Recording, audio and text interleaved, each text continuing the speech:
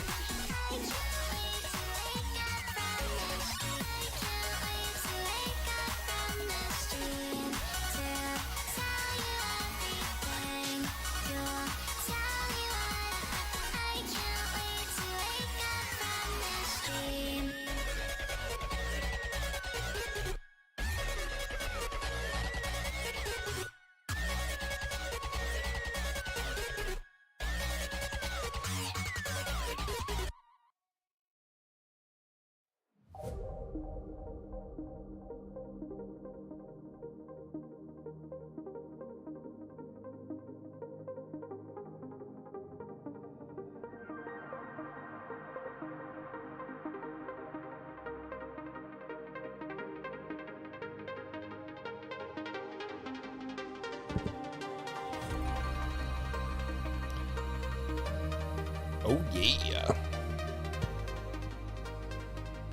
Oh, yeah.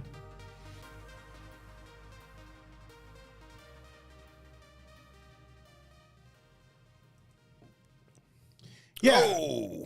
absolutely, Hyphy. So we pay for a service. It's called Monster Cat. They have a bunch of really premium artists that do mostly EDM, but a bunch of other stuff too. We do pay a licensing fee to use them. I think it's like $9 a month. It's not too bad.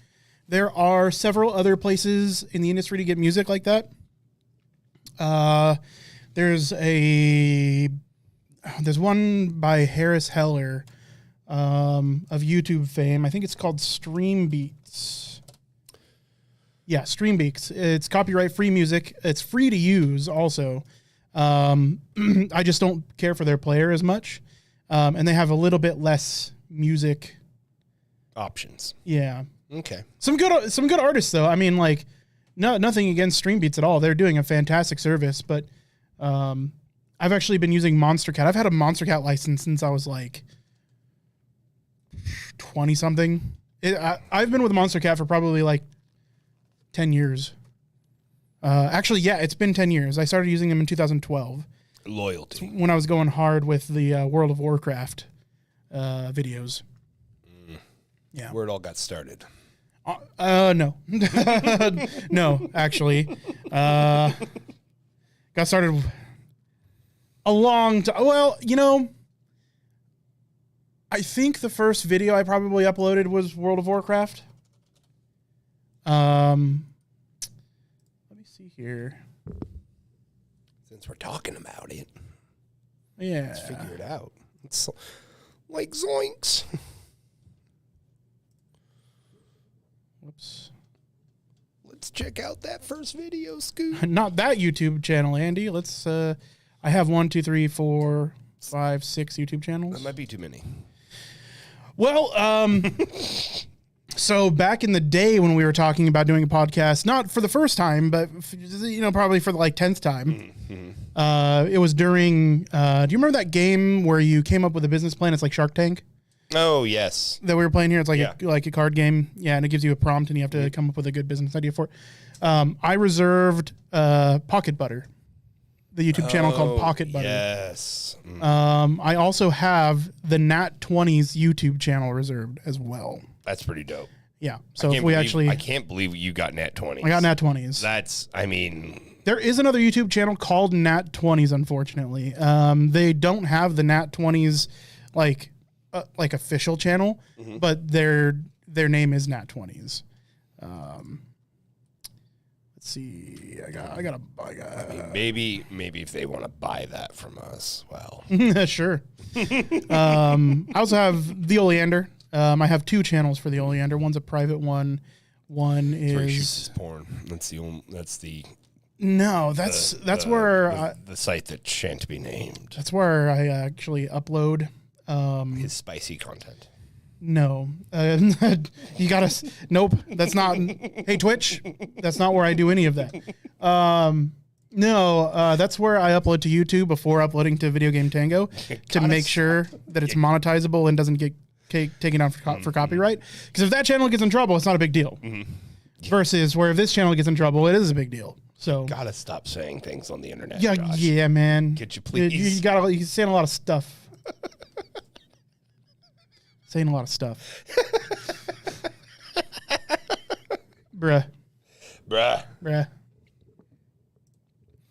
I'm glad Weird Al's back. Yeah, me too. I'm honestly not sure if he's moved since the last time we saw him. That guy is the champion of staying still. Well, he's got them crazy eyes going, Yeah. Do not challenge him to a staring contest. You will lose.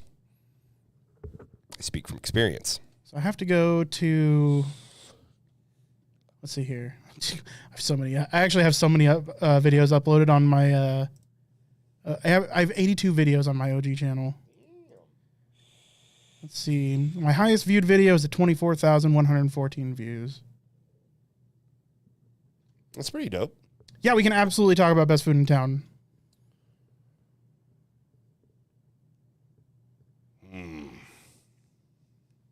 Most of the videos from my channel are actually privated now. Oh, that's okay. Let me see.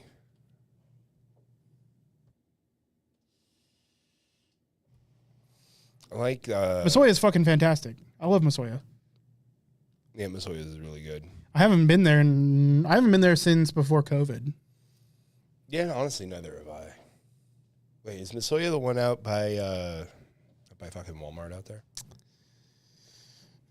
No, Or is that Masoya the is one by the Criterion. by the Criterion. Yeah. Okay, yeah. So, the first video that I have uploaded to this channel, it's not the first video I ever uploaded, but it's the oldest video that's uploaded to the channel. It has 69 views, and it's called Bring a Ding Ding. It was actually, it was us being really high. Oh, nice. And lighting stuff on fire. Classic. Classic. I have some other home videos and stuff, but no, yeah, and honestly, their sushi's pretty good too. Although their head sushi chef left and made his own restaurant, from what I remember. For me, sushi, I think my favorite in the valley is actually Little Tokyo. You have to go all the way out to Ashland for that shit. I haven't been there. It's good stuff.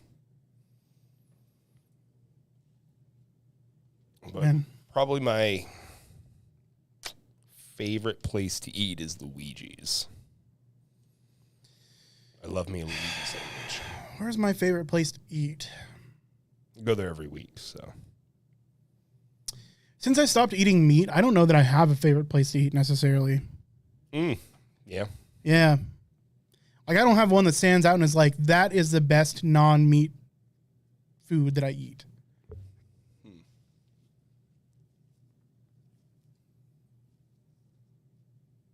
Shiki, the Shiki Lounge? Where is that? That's, Isn't that downtown? yeah, it's downtown on 4th Street, right? Like, they already do, like, sushi and Thai food. Yeah, or is that Jackson on the corner? No. Yeah, right. Yep, it's behind Porter's, yeah. Yeah, okay.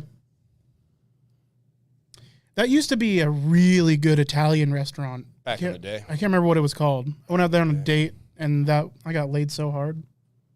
Actually, that's where I went. I went there just this week, actually, was to Shiki. I like Korean barbecue, though. We don't have a good Korean barbecue place. No, we don't. To my knowledge.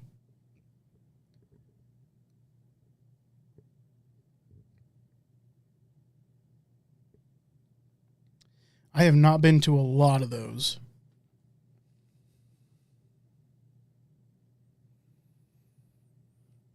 I still need to try Hero Ramen.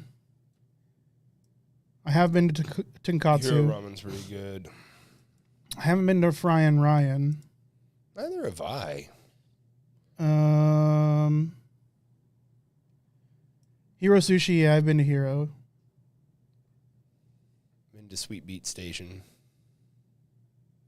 I've been to Jacksonville Inn. Yeah. I've been to the Wharf. I actually got food poisoning from the Wharf. I've been to Erewhon's. Rosario's. And Luigi's. Yep. Well, I mean, I guess I also really like Luigi's because the sandwich girl that works there is pretty cute. So. Yeah, Erewhon's. I know that it's got to be good Thai, but I've only ever had it delivered, and Thai doesn't travel very well. So while it was really good, it wasn't like piping hot the way it should be, you know?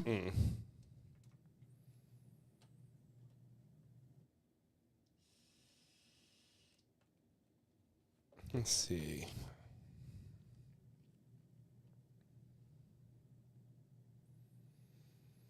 Yeah, and then some of the food trucks also are pretty good, like the Fat Kid Food Co. Oh my god, dude! Like, you read what's on that, like the Krabby Patty burger, and you're like, there's no way that's gonna be fucking good.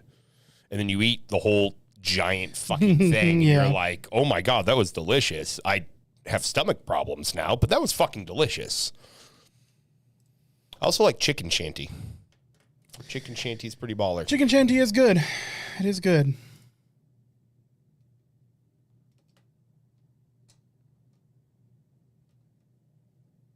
Right. Oh my God. Yeah. True that. True that. Dude, I have the first apartment tour for this apartment on this YouTube channel.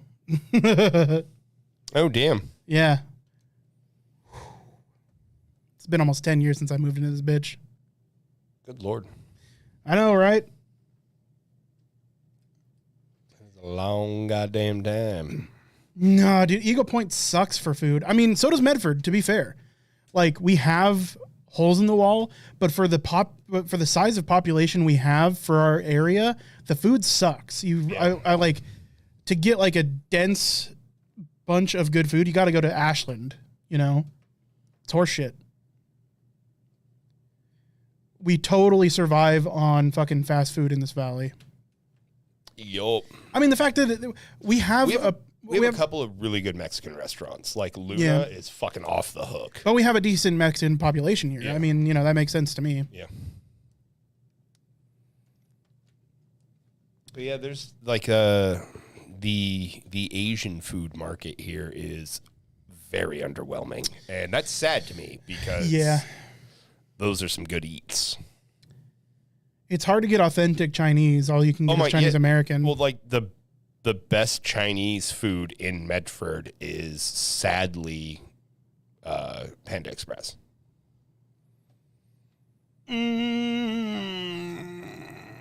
It's the most consistently good that doesn't give me the shits. My guilty pleasure is China Hut.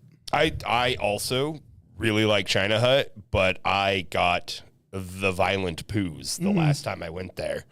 But their fucking pork fried rice is off the fucking chain. So it is. I've never gotten sick from. Well, I went out on a limb and I tried something different because it sounded good. Yeah. And I wound up not eating all of it, and it gave me terrible indigestion. So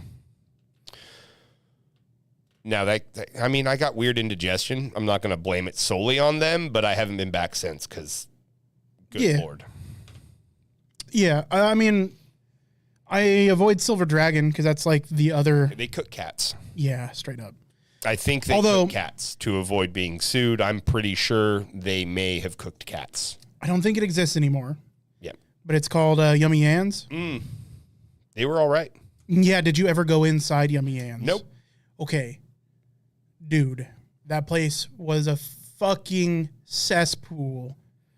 Oh, the dining room is just open, like the kitchen is just open to the dining room. Ugh. And just looking at sitting down and like rubbing your finger across like the edge of the table, you could get your hand would pick up a bunch of brown shit. Oh God. And you know that if it looks out there, if it's like that in the dining room, the kitchen is worse because you have to assume that stuff travels from their fryers in the kitchen and whatever. And it's just like oily residue from the kitchen. So it's got to be worse in the kitchen. And the fact that you can see back there, I can tell you that they had not taken their trash out anytime recently because there were flies all over their garbage. Oh no. Yeah. Still ate there, but it was good. But yeah. Yeah, I heard New China. New China, is that by Winco? I heard not only did they harass all of their employees, but they were shorting their tips. Dude, straight up, Kim's was the best Chinese American food possible. Yep. Right? I mean, you were gambling with your butthole because there were several times where mass amount of people got food poisoning from Kim's at the same time. But you couldn't beat that fucking atmosphere. And the food was fucking delicious. Been to G Market. It is fucking fabulous. The last time I was in Portland for my birthday, not this last birthday, but the one previous. My ex, we went to Portland and we went to the zoo and we went there. It was fucking phenomenal. Yeah, I remember reading I remember the Misoya thing. Oof. With the tips, yeah. Yeah, you just can't fucking do that, man. Well, I mean, especially when like you're you're already making, like, the owners of Masoya aren't, like, hurting for money. I'm Right. like, I mean, right? Come on. I would assume. But it's like, yeah, dude, that. Just let them have the fucking tip. Why? Yeah. All the time it's like, well, you know, it's a $2,000 tip, so we're gonna like. It's like, no, just let them have the fucking tip, man. Like, You know, the tips that they were given because they earned them. yeah, you know, That's like, the thing. Yeah, it's like, oh well, you know, it's not our rent. It's like, no, just come on. Wow, dude, that's crazy. The last things I uploaded to this YouTube channel was my Don't Starve adventures. That was before Don't Starve came out. Wow. That's fucking nuts.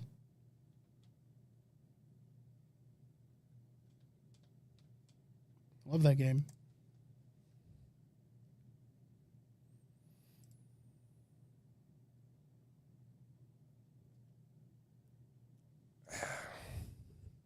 You know, just I feel like labor laws are some of the dumbest things to violate because it's so. Well, I mean, there's a whole lot of fucking red tape, but it's like one of the easiest, one of the most easily documented things where it's like, nope, they didn't give me a fucking lunch. I was at fucking work all fucking day. Well, actually, we had so many games to talk about tonight that we kicked him out. That's the door he went. No, he's just he was unable to make it. So you know we pull in double duty here. We're gonna get it done. Yeah, we thought about not casting briefly, but no. Nah. Yeah, we got Weird Al. I mean, he's here. Who God only knows how long we're gonna have him here for. So I mean, you got to take advantage of it.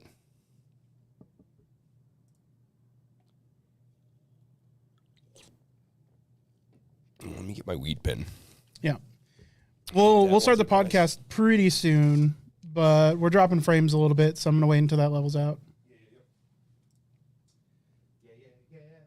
Oh. No. Oh.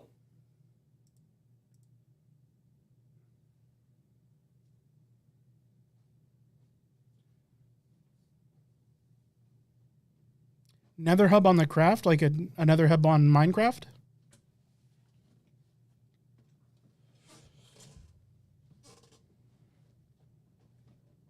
What's your shirt this week? This is an old school Avenged Sevenfold. Never been a fan.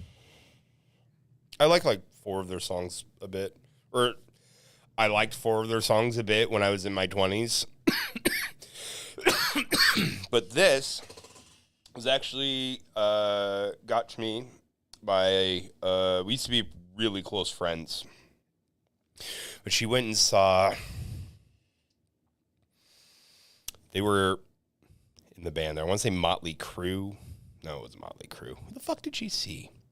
She went and saw somebody, and they were one of the bands that was playing along with the other person. And she knew I liked T-shirts, so she got me the Dead Spaceman T-shirt. She had no idea who Avenged Sevenfold was. But Okay. I was like, dope, thank you. And she's like, yeah, we'll be like it. It was like $50. And I was like, why did you buy me a $50 T-shirt? Well, because it's an Avenged Sevenfold band shirt or tour shirt. That's fucking insane. I mean, thank you, but I just meant a T-shirt from the town you went to. I need to get a frame for my Chevelle T-shirt. Yeah. That was the one that was thrown to me by Pete Loeffler, the lead singer. Oh, when they came here, yeah. That was pretty dope. That was a pretty dope concert. Dude, such a good memory. Well, I miss concerts at the Armory as much as I don't miss concerts at the Armory.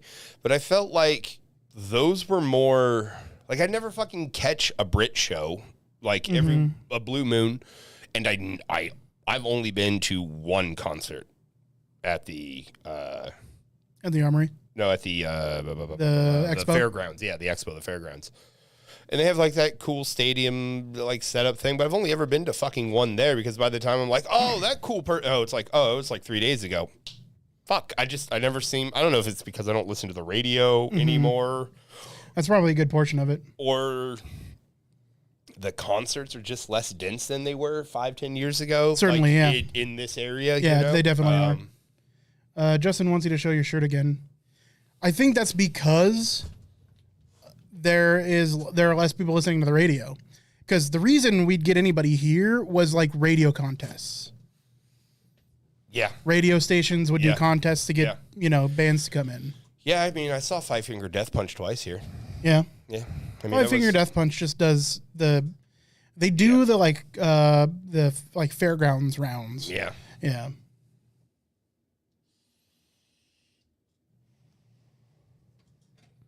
Nothing against them. I mean, I'm not a fan. Well, again, I liked, in my 20s, I liked like 3 or 4 of their fucking songs. So I was like, oh, cool. But I was dating a chick that was really into them. So, Yeah. We went.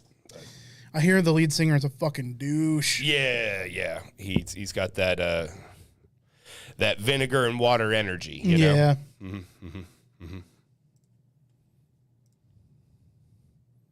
Now, me, I've always preferred a saltwater douche. Church.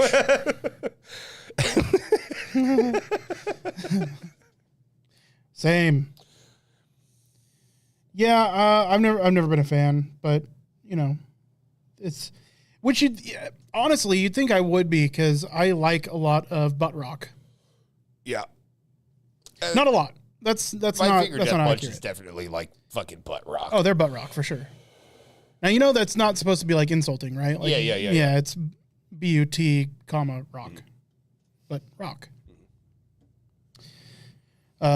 Yeah, I mean, like they consider Breaking Benjamin and like Saliva to be butt rock. I can see that. Like, it's Breaking Benjamin less so, but Saliva definitely, like, because they had that like boxing song or whatever. Yeah. Like Saliva's definitely got that POD. POD is butt rock. Yeah. Disturbed. Yeah, is apparently butt rock. Yeah, I watched. So I would put it on the fringes of that, I guess. I would too. It's because they have some definitely like. They play around with genres a little bit, but I'd say probably the majority is butt rock. Like, because back in the day, like Disturbed was bumping right up against like metal when I was like 17 or 18. Right? Well, but that's just that is exposure. I guess that is that's gateway metal. Yeah, it's Yeah, exactly. It's gateway metal. Chevelle was called by I can't remember the guy's name. His YouTube channel. It's like the like punk rock PhD or something like that. He is super well versed in like all of the rock and metal genres, and does a really good job at labeling them and getting together with his audience. That's and pretty cool. Labeling. Yeah, That's pretty cool. and it was really cool because he says Chevelle is the last remaining hard rock band from the 90s. Because if you think about it, when's the last time you even heard the term hard rock? Well, I mean, That's TRL days. yeah. You don't hear that. You don't hear hard rock. I mean, it's a huge category to like, because you have to assume like metal's under hard rock. So yeah. it's at some point or another. But I mean, Well, like- if you're to narrow down the genres as much as you do in metal, then he says that they're the last remaining hard rock band. Well, I was gonna say, yeah. If you narrow it down, like, I mean, fucking soft rock. That's like turn around every now and then, right? Like that's there's some soft rock. So like for me, hard rock is gonna be I mean that fits. Yeah. But yeah, no, you don't really get that really these days. It's all well, honestly, to me, I like what I really like. What I mostly listen to, my Spotify's full of these days, is either. Hold that thought. Chat audience, how is the stream for you? Is it running okay? Sound off. Let us know. We are doing more streaming than we normally do. We're on every platform this week. All the platforms. I don't know if that has something to do with it, but we're dropping frames, and we never drop frames. It's a circus. It's a circus of value over here, frames wise. It's true. Anybody having problems with the stream? Breaking up a bit? Okay. So we'll make sure it levels off before we get into the podcast portion of it. So we're just gonna shoot the shit for a little while. Jamie, can we tighten that up? It's, I mean, it might be you, Hyphy, but we are definitely dropping frames on our end as well. Egregious. Help us out with. Okay, thank you. Yeah.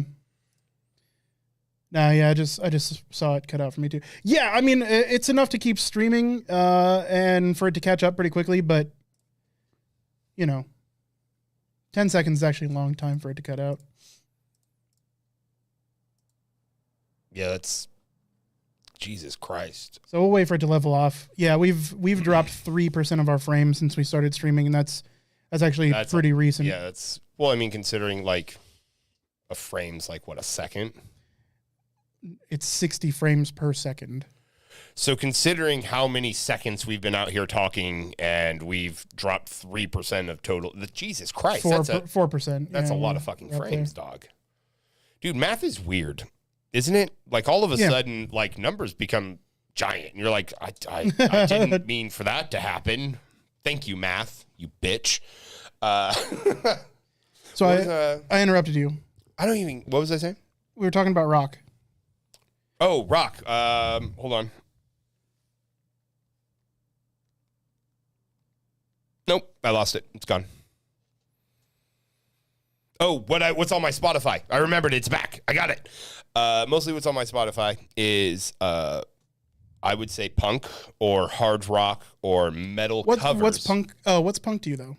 So punk to me is going to be like in the style of early Green Day or the Sex Pistols or the Ramones or... I mean, Ramones is punk. The Sex Pistols is a little bit pop punk. Yeah, like, Green Day is definitely pop punk. Yeah, pop punk. So it's definitely like, they're definitely like pop punk covers, metal, like light metal, gateway metal covers, and I would say like hard rock, like a good sturdy bass line, a guitar solo, and aggressive vocals. But it's of popular top 40s music from the 90s and early 2000s. Mm-hmm.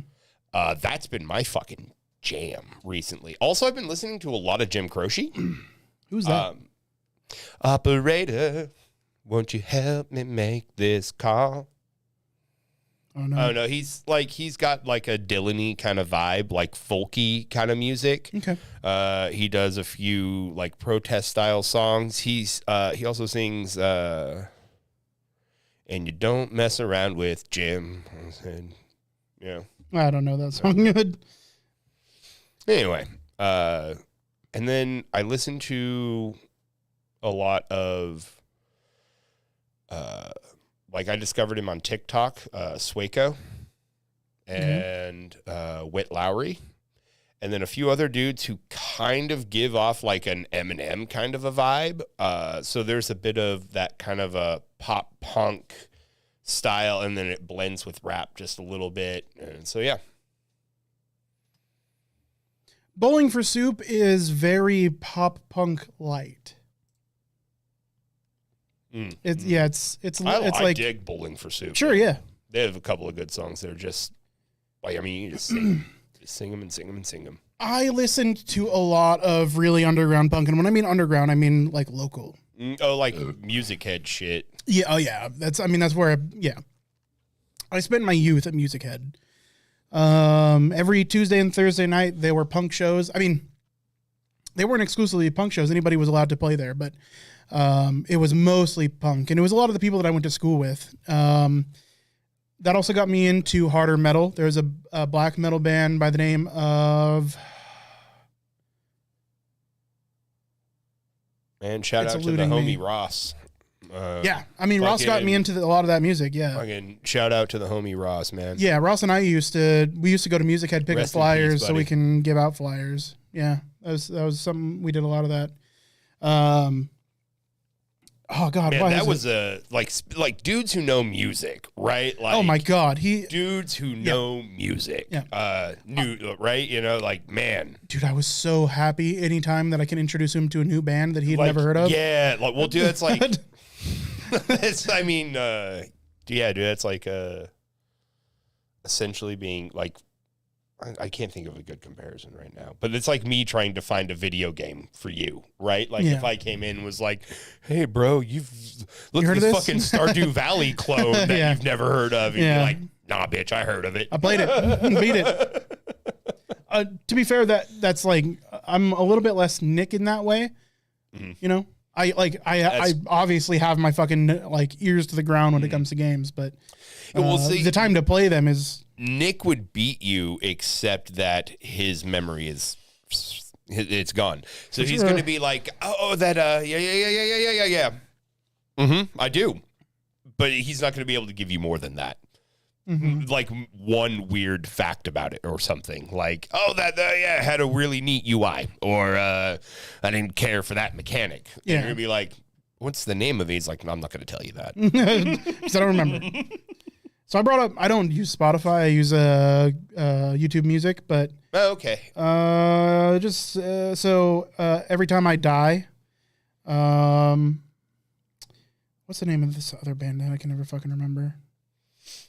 Bring Me the Horizon. Chevelle, of course. I have a huge Chevelle playlist. Soilwork, big time metal dudes. In Flames, dude, hugely underrated band. There's like. So they were kind of a one-hit wonder. They're called Taproot. They got famous for their song Poem, and that was really the only song that ever got like radio play. Or sounds, yeah. If you heard the beginning guitar like strum, you'd be like, "Oh yeah, I know that song." It was huge, huge one-hit wonder. But their second album, Blue Sky Research, fantastic fucking album. I would put that in my like top 10, 15 albums of all time. One of my favorites, one of my absolute favorites. Green Day, Architects, Atreyu. That's kind of old school. Atreyu's old. I like Atreyu, old school My Chemical Romance. See, Atreyu was the closest I ever got to emo. And they're not emo. They're considered melodic death metal. My sister was pretty into like emo stuff. I also really liked Fall Out Boy for a long time. Fall Out Boy's good. Dude, like hard to knock them. Well, I mean, Fall Out Boy's like it's just like that's a fucking banger, bro. Like and like, fucking 2/3 of their songs, it's like you hear that and it's like yeah. It's a fucking bop. I really liked when they tried to do their comeback. I really liked their new stuff. Yeah, I enjoyed their new stuff too. A friend of ours, Wendy, is like just the biggest fangirl on Fall Out Boy. So. Fuck man, I need to talk to her and see if we can get her on the podcast one of these days. Yeah. Especially since she could probably remote in. Absolutely. She's got the setup for it. Yeah. Another band that tried to make a comeback, but I think failed. Hanson. No. And very unfortunately. Hanson. No. Billy Talent.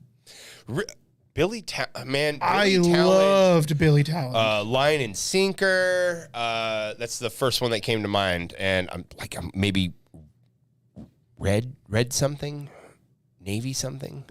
But yeah, dude, there was that whole first Billy Talent album was a fucking banger, bro. Billy Talent 1, Billy Talent 2, and Billy Talent 3 were fucking incredible albums. But their comeback, because first of all, they stopped naming their albums Billy Talent in sequence for their comeback. Don't break tradition.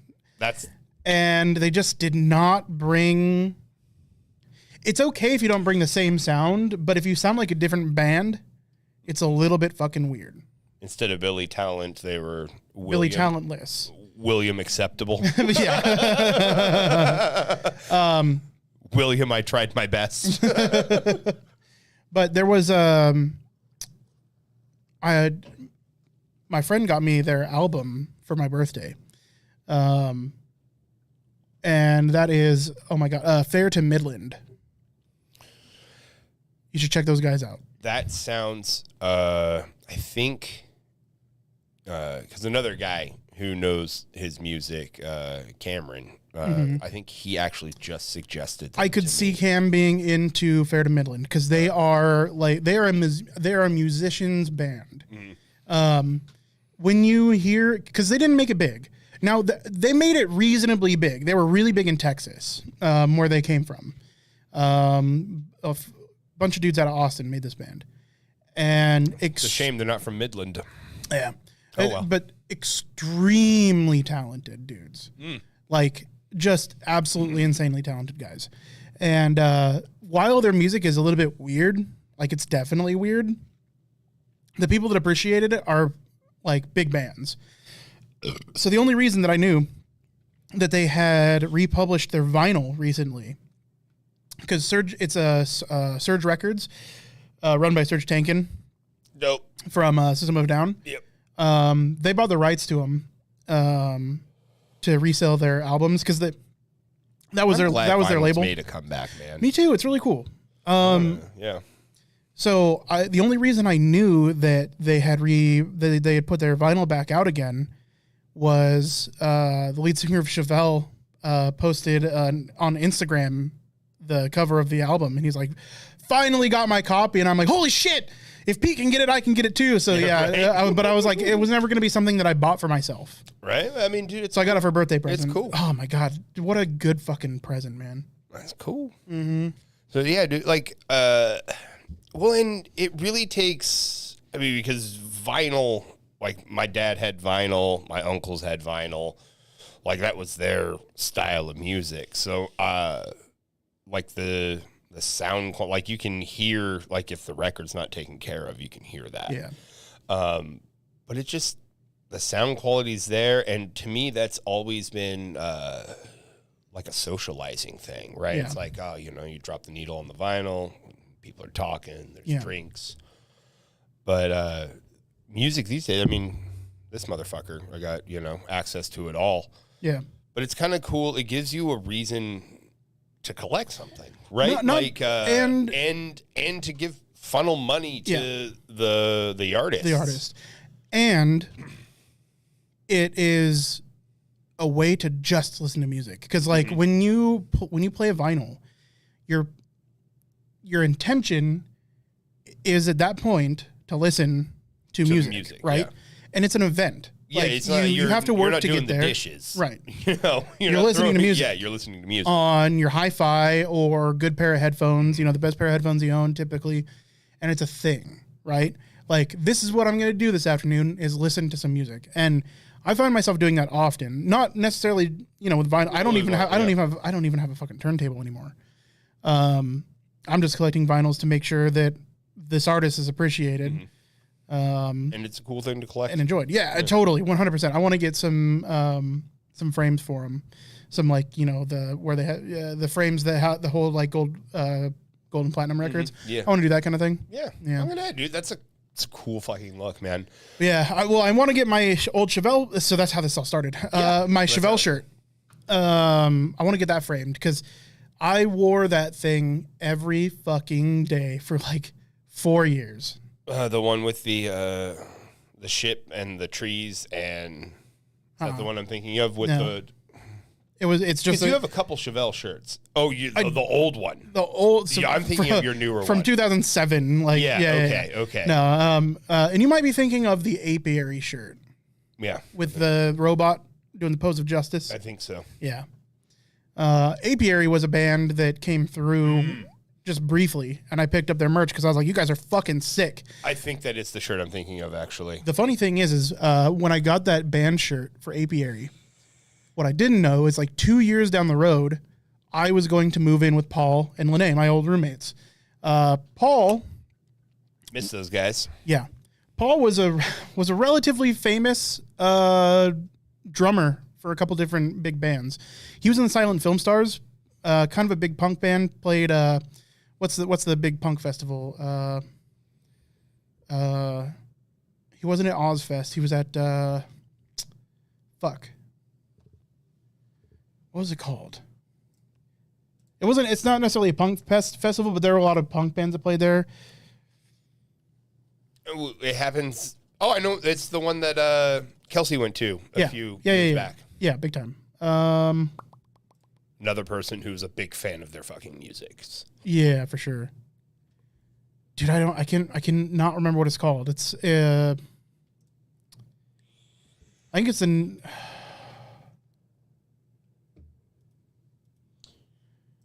fuck. Oh my god, dude, that's gonna drive me crazy. When I was 17, I Warped won. Tour, thank you.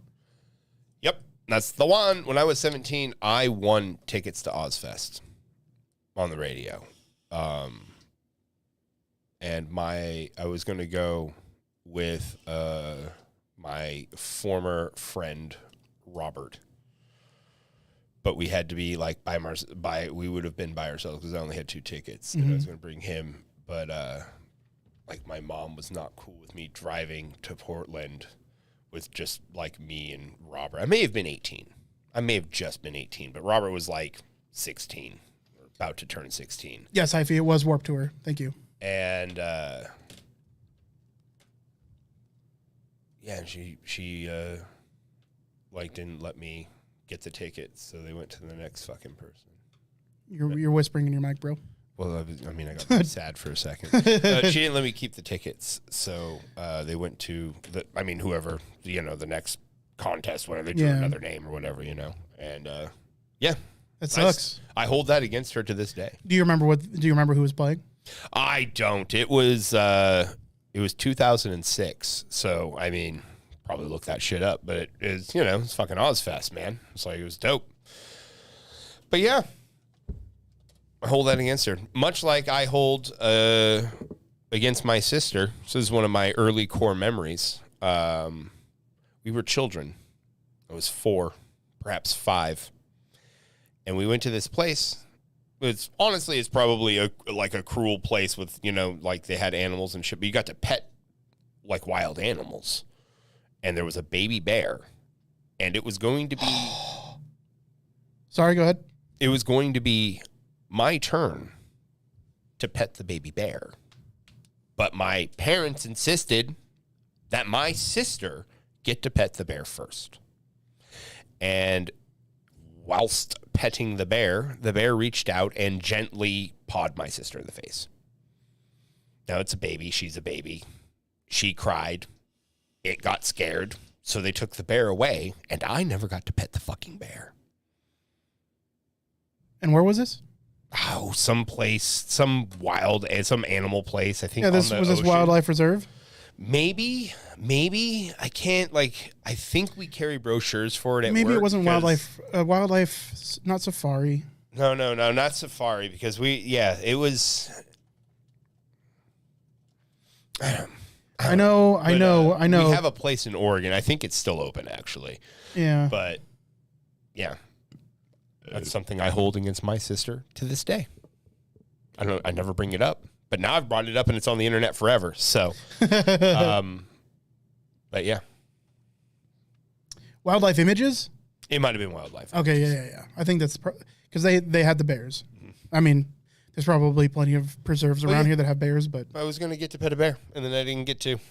Yeah, I pet that bear multiple years in a row. Why'd you have to pile? It might have been the one in Bandon because I remember I think we were towards the ocean, as I remember. Yeah, because I don't think Wildlife Images is even close to the ocean. No, Wildlife Images is Lower River Road, Grants Pass. I mean, it's just out in Grants Pass. So you looked up Warped Tour 2006, and you said, "Oh my god!" I looked up Ozfest 2006. Or Ozfest 2006, that's and let me see if I can go back there. Yeah, I'm sorry, bro. I remember I was super upset at my mom when this happened. I'll have to look it up again. Yeah, I'm sorry, dude. So main stage, Ozzy Osbourne, System of a Down, Disturbed. That's right. Yeah. Lacuna Coil, Hatebreed, and then it says a mystery band who is not Metallica, and there's a link there. I don't know what the fuck that's supposed to be. And it takes me to a dead page. So I was looking at this and I'm like, Black Label Society, Atreyu, Bleeding Through, Norma Jean, Walls of Jericho, The Red Cord, A Life Once Lost, fucking Strapping Young Lad. Oh my Dude, God. you could have seen Devin Townsend with hair. Bro. All That Remains, Full Blown Chaos, and Between the Buried and Me. That would have been a really big show. Yeah. I'm sorry you didn't get to pet the bear, and I'm sorry you didn't get to go see Strapping Young Lad. Thanks, family. Listen, we talked about this on Balcony Time last week, but my parents went to Disneyland Yeah. the day that I moved out of the house. Now, I have never been to Disneyland. And my parents moved, or the day I moved out of the house, I found out they were going to Disneyland. So my grandparents did take me to Disneyland. So there is that. That's pretty dope. But Mermaid Jessie, thank you for following. aw. She did a spooky because apparently my Phasmo alerts are still my Phasmo alerts are still going. But Did a spooky. thank you, Mermaid Jessie. We always appreciate a follow. But yeah, that was a. I'm sorry you missed that Ozfest, bro. Yeah, I mean, life is filled with many great disappointments. Yeah, I mean, I know you thought there was going to be something positive on No. the end of that, but No, I didn't go to Disneyland. Still never been. Dude, we should go to Disneyland, homie. Me and you. Fuck everyone else. Let's just you and me go, bro day. I'm down. I'm Disneyland. down. But listen, I already know it can't happen this year. Yeah, no, I mean, we need to wait a year. Yeah, It can be next year. yeah. Next Tax season. next tax season. Yeah, Not this upcoming tax season. I'm thinking this upcoming, Oh, that'd be dope. That'd be right before we go. Yeah. like April 2023. Yeah. Yes. I would be down, dude. Yeah. I mean, it's a fucking. So that's what we keep being told is Yeah. go during October. And listen, if I were any good at saving money, we wouldn't have this podcast. So we got to go when I have money. Because this podcast drains about half of my bank account, every month. So. Well, dude, if we rent the rooms, because we want to get Disney rooms, dog. Yeah. We rent that, Disney suite. I don't care that much. Well, no, because if you get the Disney suite, you get to go into the park an hour earlier. Okay. And then that's a whole extra hour in Star Wars Land. I mean, but how early are we talking? I think, it's 8, from 8 to 9. Because what happens if I get real drunk in Disneyland the night before? Well, I mean, that's why we're going to have it for several days in a row. Because That's fair. We need to go to California Adventure, too. Let's Yeah, be okay. real. I want to see the Magical Kingdom. Yeah. I don't want to just visit one duchy. Oh, yeah, nah. I want to see the whole kingdom, Yeah, baby. got to see all the Marvel stuff. Got to see all the Star Wars stuff. Yeah, for sure. So, I got a treat for everybody. Now, one of my favorite characters from Game of Thrones is the Hound, right? I mean, how great is the Hound? And one of my top favorite scenes is when he's in that bar in the Riverlands and he runs into a bunch of Lannister guards and he says, "You're a talker. And talkers make me thirsty. Talkers make me hungry," right? And then so Everybody knows the chickens. Everybody knows the chickens. So I think it's fun to think about other characters doing that in different voices. So I can kind of do Kermit the Frog. Hold on, let's do it. Kermit the Frog here. All right, so if any more words fall out of your cunt mouth, I'm going to have to eat every chicken in this room. Or Sure. Or Elmo. Or listen. All right. And listen, Do it. You got something for me. Goofy. Oh. The Hound. Gosh, I'm going to eat every chicken in this place. Gosh, if any more words fall out of your cunt mouth. I think I'll have 2 chickens.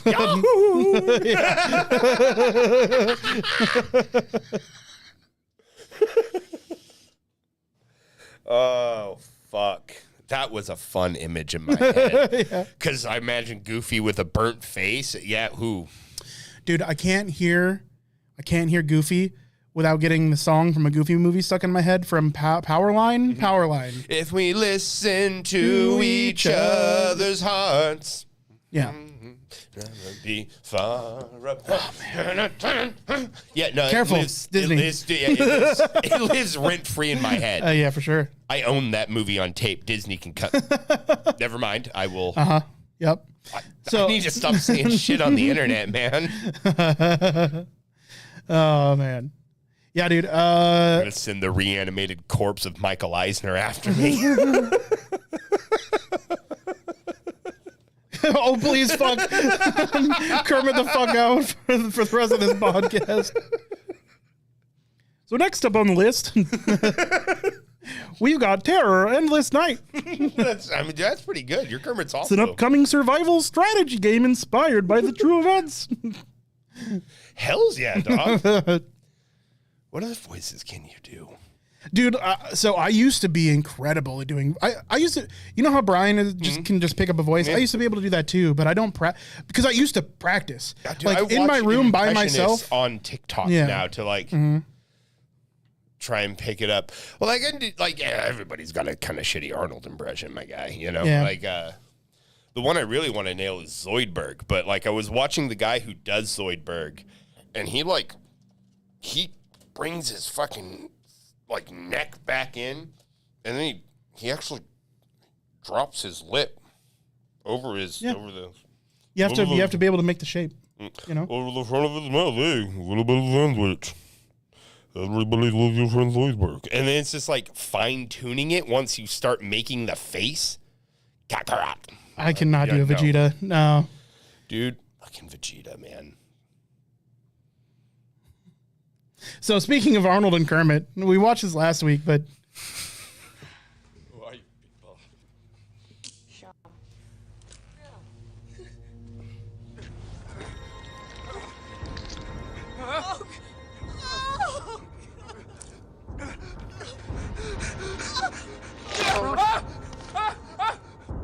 well, hi, I'm Kermit.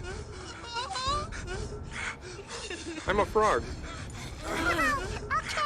it fucking kills me every time, guys. It kills me every time. All right, so who is the best DBZ villain other than Frieza? Okay, I mean, it's Frieza. You go, like, obviously Frieza. Cell. You think so? Yeah. Over Brawly? Yeah. Let's be fair. I have not seen DBZ Super Brawly. And as I understand, that is the better appearance of Brawly. It is the better appearance of Brawly. Because he wasn't very good in the Brawly movie. And he was fine, but... Yeah. I mean... But the answer is Frieza. Yeah, the answer is Frieza. Yeah.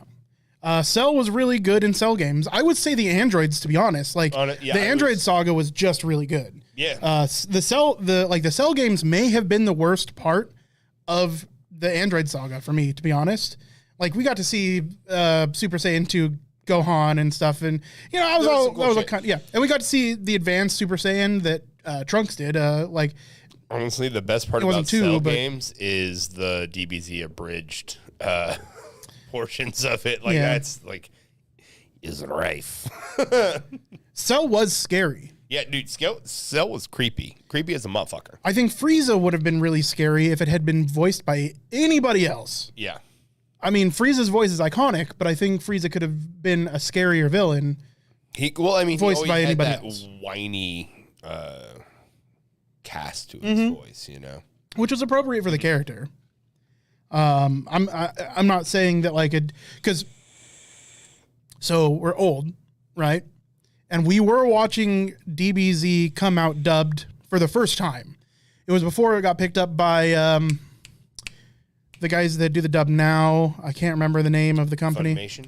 Yes. So it was before. Is it Funimation that has them now, or were they the ones that had them originally? I think they were the ones that had them originally, actually. Anyways, there was a different cast of actors for the first it was all the way up until the middle of the Namek saga that they had totally different voice actors than who they have now. Now Goku stayed the same, but his cadence and his tone changed. So that guy's been Goku all along. But even the theme song was different. I thought Vegeta made a pretty dope villain for a while, but I'm glad he's for sure. Sides. Oh yeah, like during the whole Saiyan shit. Yeah. So Vegeta for me was like the mark of the end of Dragon Ball. Oh, okay. Yeah. Because after Vegeta, we go to Namek. Namek is why we get Frieza, and Frieza was for me like the real beginning of Dragon Ball Z. Because we got a continuation. We got to see where Goku was. We got to meet Gohan. Piccolo and Goku are cool now, and we got to see them gather up and fight off the big villain, right? And for me, that was like the last bit, because that's the last time we see Kaioken. Oh yeah. Right, Yeah. so this is pre-Super Saiyan. We have only just heard about Super Saiyan, right? Yeah, it's like the mythical thing. Yeah, right? and they're wondering if Goku has gone Super Saiyan while doing the Vegeta stuff. And he hadn't, right? Right, yeah. So and that's also the last time that we see, I can't remember the name of the gorilla form. Golzaro. Yeah. So it's the last time we see it.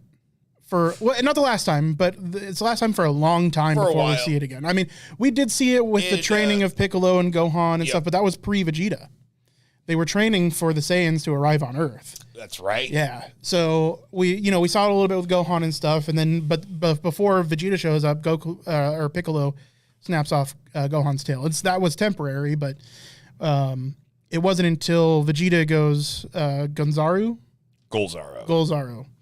that we see it again, and then we don't see it again for a long time. We actually don't. I don't think we get it again until GT. Until Dragon Ball GT. Yeah. Where it's a part of like the Super Saiyan 4 yeah. transformation. Yeah.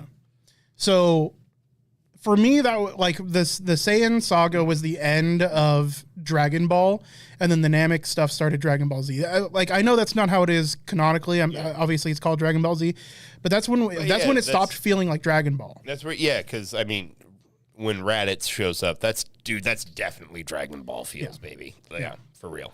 Yeah, because it's during the training. I mean, Goku dies, right?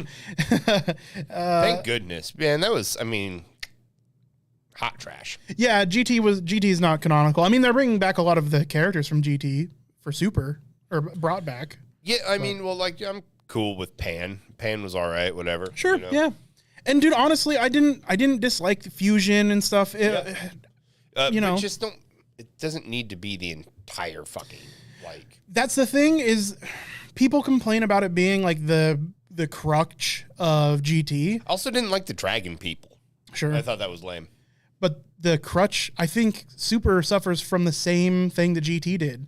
It's done a little bit better, but we have Super Saiyan, God, Super Saiyan, God, Super Saiyan. It has the power creep, right? Yeah, and it's not even. It doesn't feel like a good one. So I watched the Battle of the Gods movie. I didn't watch Battle of the Gods happen in Super. Because honestly, I lost interest as soon as like Whis shows up. So and what's his face? So like honestly, I started really like kind of losing interest partway through Super. Beerus and like in Whis and whatnot. I started losing like interest. I was like, well, I'm like halfway through the fucking series now, so I'm gonna like just keep cruising along. So let's keep going. And then all of a sudden, like the other universes, I was like, because in a different universe, the Saiyans survived, and so you have Khalifa, and there's like a few like female Saiyans, and one of them's Lady Brawley. Yeah. And I thought that was way cooler. I was like, oh, it would be really cool if Team Z Fighter, the Z team, got trapped in the other fucking, like they can like decrease that power creep by like they get fucking trapped in the other fucking universe or some shit like that, and then we get to meet a whole bunch of new Saiyan characters. Like it'd be fun. I don't know. Like I don't know. The only thing, so I know that became interesting again, and then like the Battle of the Gods was also pretty fucking interesting again. The only thing that makes me want to come back and watch stuff like Battle of the Gods and get kind of caught up with Super is the fact that I know that Goku does Kaioken as part of, does he do it with Ultra Instinct? Yeah. Which is cool. Honestly, I mean, like to see Kaioken come back is fucking sick. Super is great in the simple fact that it's really much like classic DBZ. It's easy to watch while you're doing something else. for sure. Like, I was playing a lot of Imperator and having it on in the background. Yeah. So, you know. Now, Superhero. Have you watched that yet? No. You want to go see that shit on like Friday or something? What is Dragon Ball Superhero? It's the movie. Oh. I think we have it still in our theater. Oh, shit. Yeah, dude. I'd fucking be game to go watch that. Yeah. So they changed the art style pretty fucking drastically, too. Do you want to watch a trailer? Yeah. Throw it on. Yeah, give me a second. I'm just going to make sure that it's still in our theater. Yeah, so it's huge. It's fucking giant. It is still in our theater. Let's see. I don't want to use my location. Burp. As long as we go at a time where I can get my fucking margarita. Yeah. Last time we went to, and bar closes at 9. It's a bar. Stay open till it closes. The last showtime is tomorrow at 12:20 p.m. Noon? And then it's out of the theater. Yeah. God damn it. Fuck. Well, we missed that boat. Yeah. I'm going to be at work all fucking day. We shouldn't have done the fucking podcast. We could have gone and seen it at 7:45. But we're here for you guys. That's right. We're here for you guys. That's what Nick's actually doing. He's like, he was like, man, this is leaving the theater soon. I don't think Nick would be caught dead.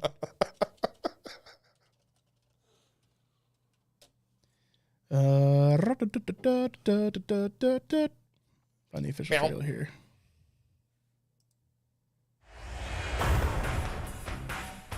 かつて孫悟空によって壊滅した悪の組織レッドリボン軍。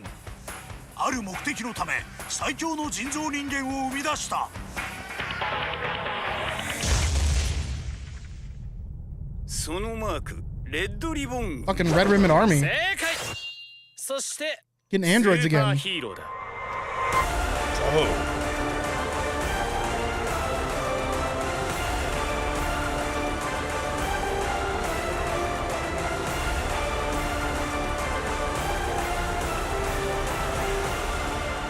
今スーパーヒーローたちの世界をかけた戦いが始まる。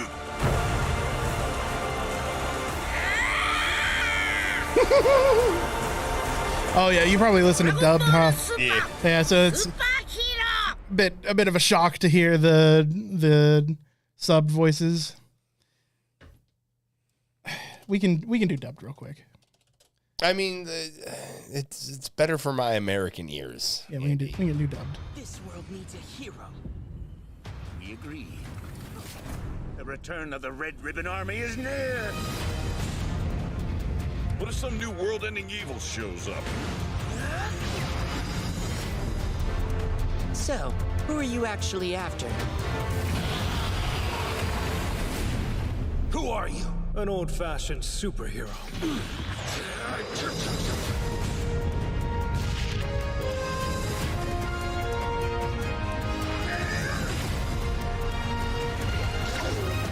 Was that all the power you've got?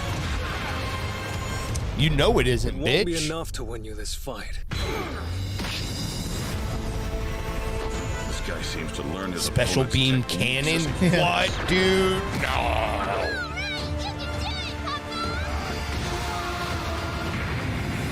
You need to believe in yourself and unleash that power. Everything you've got. No holding back.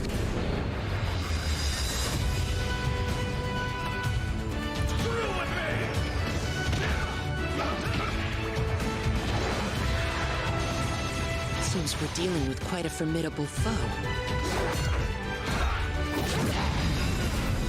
Some evil ass Oompa Loompas. Robots.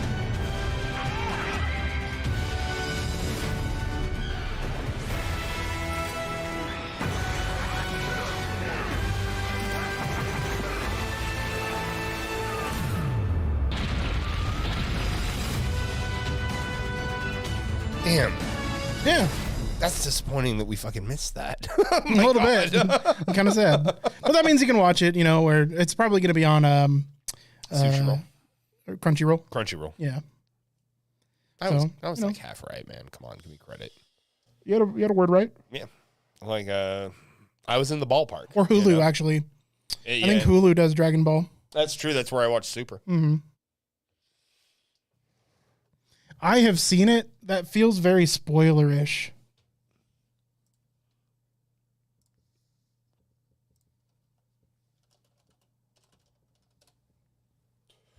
Honestly, Dragon Ball Z, like the Dragon Ball, they'd spoil themselves this time, like next time on. And you're like, God damn it, that's all the fucking good juice. So don't worry too much about it, Hyphy. I've seen it. Because for some reason, Dragon Ball Z stuff and Super has been just flooding my YouTube recently. I watched in your brain pan. Well, it was, and I watched something caught my eye. Dragon Ball something. I watched that video, and now it's just full. And that's what I've been watching is a lot of Dragon Ball stuff. And it's been nice because it's been like a refresher because I really have not done Dragon Ball or Dragon Ball Z. A few years ago, probably like 2016, I watched Dragon Ball again. And then I started watching Dragon Ball Z. And I was like, Dragon Ball for me, since I watched Dragon Ball the first time, has always been superior to Z. And Z is superior to Super. Someone ruined it for me, and they put hair on TN. Yeah. And it's Goku.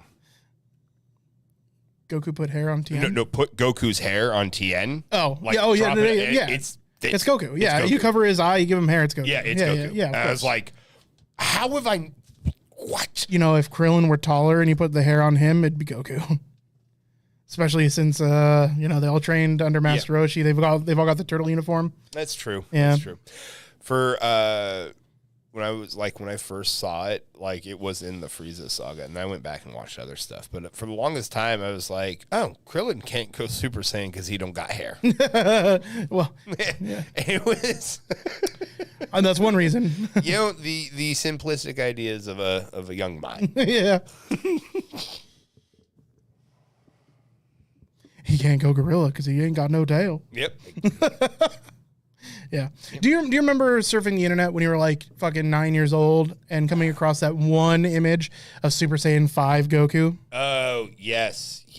All platinum and shit. Yeah. And being like, that's the future of Dragon Ball Z. That's going to happen. Everybody knows the image that I'm talking about. Mm-hmm. But I'm going to find it. You do.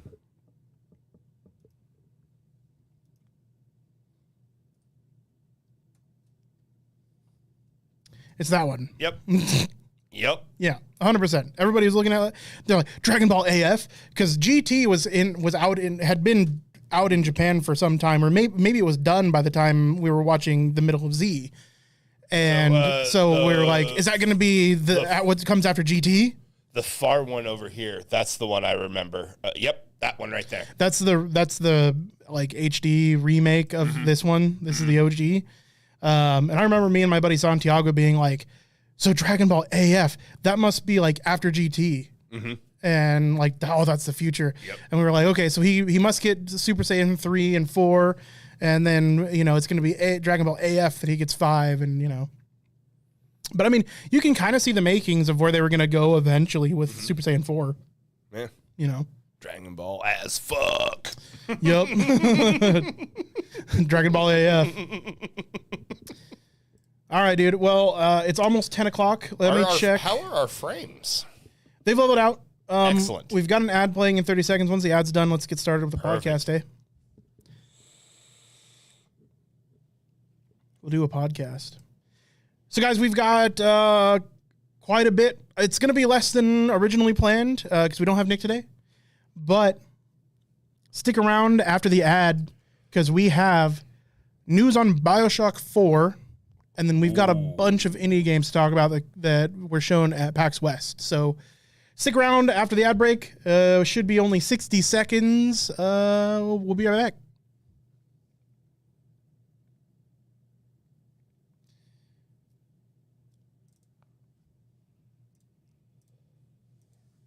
Where's the homie Kona?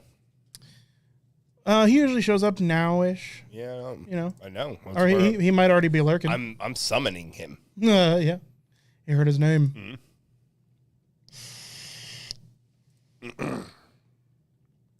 He can feel it.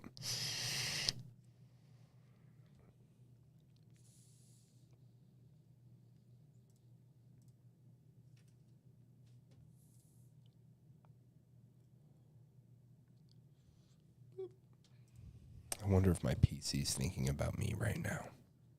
I bet she is. Probably, dude. She's purty. She's thinking, you really got to play more WoW. When's this motherfucker gonna get home and mash these keys? It's time. Honestly, dude, I had a really good time playing WoW last night. I wish we had another person playing with us. We always have a really good time playing. I know. If we had 4, that'd be ideal because then we'd only have to fill one spot. And that happens to us all the time where we queue for a dungeon and we end up only just needing 1 DPS, right? Because we've got the trifecta. We have 1 healer, 1 tank, and 1 DPS. And we end up hanging in that dungeon queue for a while. But it also has to do with the time that we play. Like when we're queuing for a dungeon at 10 o'clock. Yes, it is. Like, yeah. Now, retail Wrath of the Lich King isn't going to be like that, but I haven't seen enough progress from. I mean, there haven't been any bad news articles coming out about Activision Blizzard. In this case, no news is not good news. Not necessarily. I want good. I need good news. Yeah. So, like, dude, honestly, I've been having a good time. Dude, it's fun, especially when you get together with a few boys. It's a lot of fun. Yeah. I mean, it's going to be too bad if we miss out on Wrath of the Lich King retail. Because, like, that's what, this month? The end of this month? Yeah. I mean, we'd have to start over, wouldn't we? Yeah. That may be okay, I guess. September 26th. I think I might, I don't know if I'd still do a Warlock or not. I mean, I probably would. Yeah. But I might do a Mage. I would do something else. Yeah. I I wouldn't do a Mage. Oh, or maybe a Rogue. Sure. Do some melee for a little while. Melee's fun. Rogues are fucking sick in Wrath of the Lich King. They're good. I mean, just don't go Mage. It could be a creepy little stabbing gnome. Yeah. I mean, you can go Mage, but then your competition's going to be me. I thought you were going to do tank. No. I mean, that'll be my alt eventually. Oh, okay. No, are you gonna do? I'm main mage for Wrath of the Lich King. That's the thing that made me. That's the thing that made that. So mage is how I got like multiple world records in Wrath of the Lich King. Like, yeah, during Ice Crown Citadel. Mm-hmm. Well, I don't want to do that. Yeah. They were only world records based on an add-on, but you're gonna judge me. Oh, I will. Oh, harshly. Yeah, you'd be like, harshly. You're doing that wrong. You've been doing it wrong the entire time. Why are you doing that? Stop it. I was the ranged officer in a guild that was like top 25 for Lich King progression. Mm-hmm. So yeah, I mean, we were up there with like the best guilds in the world fighting Lich King for world first. I may also want to do like being a ranger seems kind of fun too. A hunter. Yeah, it's ranger. Whatever. Hunter is fun. They are not the best class for Wrath of the Lich King. I just got to be honest. Yeah, but they get pets. They do get pets, but do they get raid spots? Well, I mean, if I'm in your party, I will. Not necessarily. Nah, boot the raid. I'm not a hunter. I'm not a raid leader. I'm not a raid leader. I am a chart topper. I don't have the extra faculties to raid lead. That's not true. I actually probably do. I know all those fights like the back of my hand. Dude, I still need to get down how to make give somebody else the fucking soul stone. Oh my God, I know. I don't understand how I fuck that up every time. I've tried to make that a point. I'm like, okay, when Josh logs in, we've got to figure out how he soul stones me. Like, because we had 2 warlocks in our party when we did Sunken Temple. Of me, bro. No, but when we did Sunken Temple, neither warlock, that's you and another warlock that's geared to the teeth, didn't fucking put soulstone on me or Mike. Yeah. And like, but one more, like, remember we were in where it was like the guy was like, "Where's the soulstone at? Yeah. Where's it at?" And it was like, I don't know how to, and then they just laughed at me. Yeah, I know. They were a bunch of mean Spaniards. Ja. I mean, that happens when you end up in a group full of warlocks. Yeah. You got to learn how to warlock. But did you see what you're capable of playing with that last warlock? Oh, you don't have a DPS add-on. No. Oh. Though I feel like I do. Sometimes Mike will tell me if I do really bad, he'll be like, dude, you need to pick that shit up. Or he'll be like, no, it was good. It was good. So for the total dungeon damage from the Sunken Temple run we did, he did 2.5 times your damage. Good Lord. Yeah. 2.5 times. Man. So you got to learn lock, man. Man, he had all the good shit too. He got all the good shit. He got all the good shit, but I did look at him and he didn't have heirlooms on. It was his rotation, purely rotation. He was also affliction. So purely rotation. Yeah. I think I'm getting better about the button spam, and honestly, dude, the more I play with the keyboard and shit, I just like the muscle. It turns into muscle memory. The muscle memory is just kicking in, and so I'm not having to like look at my fucking keyboard for my top spells for sure that I use anymore. And honestly, the targeting thing, I only ever like rarely now get like fucking like where I'm like, oh my god, come on, fucking get a guy, please, because some like. In the beginning, like I was forever trying to fucking like click and then not accidentally unclick them. So it's like, pick a target. It's like I fucking picked one. Yeah. But yeah, no. So much more comfortable on the keyboard, even in just a short amount of time. There's still some things that I just. There's gonna be. Yeah. I mean, I've been playing World of Warcraft for 15 years. You know, longer than that. 18 years. This year is going to be 18 years. Jesus. So it's like, you know, that's as old as some of my coworkers. Warcraft is your Star Wars. Yeah. Yeah, for me. Like the equivalent. Yeah. I don't know everything about the expanded lore of World of Warcraft or of the Warcraft universe, but I know most of it. I don't know everything, but I know a lot. Yeah. An impressive amount. I think there might be more to know about Warcraft than there is Star Wars. Just because I think there's more people that work on adding story elements to it. You might be right, but like Star could give it a run for its money, man. For sure.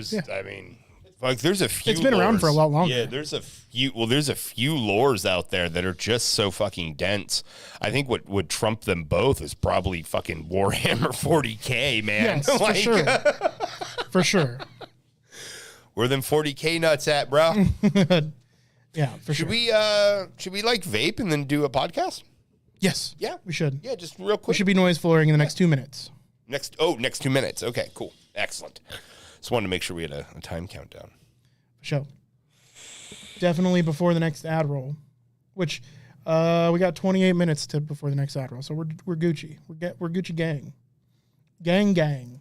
JJ. So yeah, we got indie games to talk about. We got Bioshock 4 to talk about. My Bioshock 4, I've been reading it all day. I honestly, once I heard we were talking about it, it's like, I want to hear Andy talk about this story. So you're going to be reading me the news. I'm going to be reading it though. It's not in here. I just don't care enough, personally speaking. But honestly, okay, listen. Dude, when Bioshock 4 comes out, I am guaranteed to play it. Right? I love the first one. The second one was pretty good.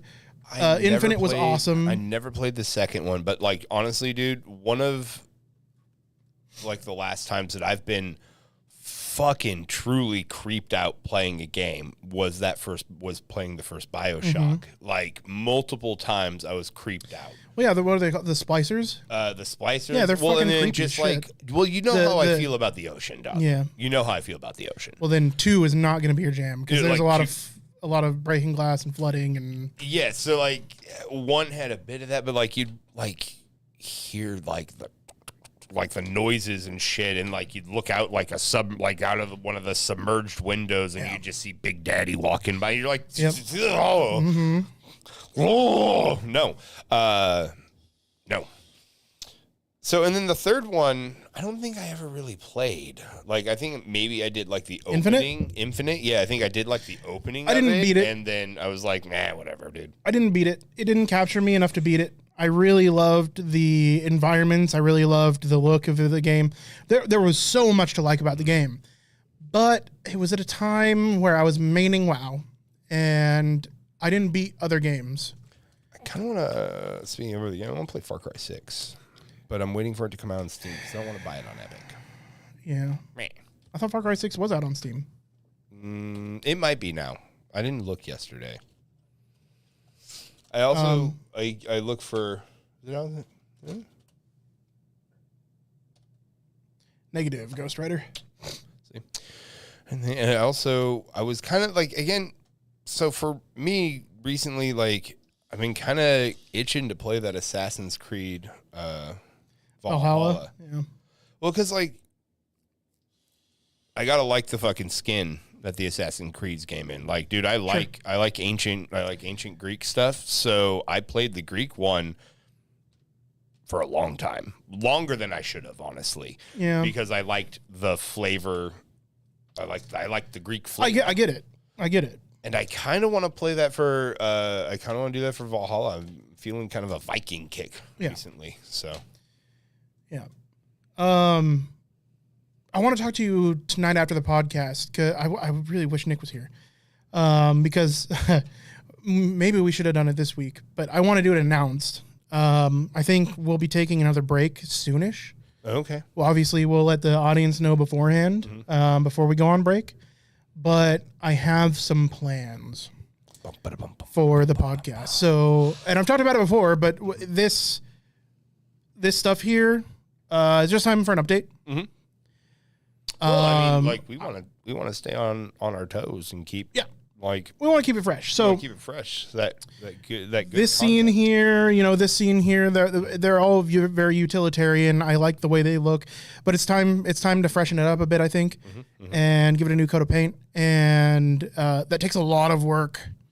So I want to do that. I also want it to be more versatile. So, for instance, like, you'll notice that there's still 4 squares, despite the fact that there are not 4 hosts. And I want it to be a little bit more versatile. So I have a layout for 1, 2, 3, and 4 hosts. And then I want a layout so we can add a guest, even if we have 4 hosts. Yeah. So if we get somebody remote in. What's the maid's name from the Brady Bunch? Rosie? Alice. Get our Alice square right there in the middle. Sure, yeah. But like, I definitely want to be able to bring in guests when it's called for. Because we've talked about several. I'd like to get the guys from Hey You Video Game on. Still a great fucking name. I know. I'd like to get our personal acquaintance on. Getting Yoda from Yoda Gaming on. We've been talking about that for a long time.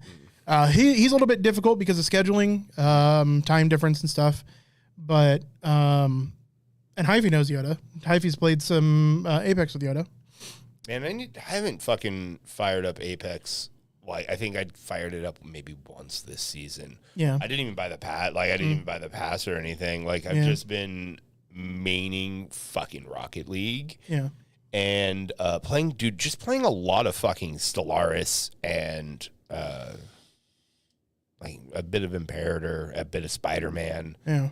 But yeah, dude, I'm just playing a lot of fucking games right now. And like, Apex is, I don't know, it didn't suck me in this season. I get you. Like, I don't know if it's just I needed a break. I'm just going to jump in on the next one. But like, cause Apex is like a bug for me, man. Like all of a sudden I'll sit there and I will play Apex for 8 hours. Like it's my fucking job. I did Apex like it was my job for probably like 4 months, and that was I suck at the game so hard though. Yeah, me too.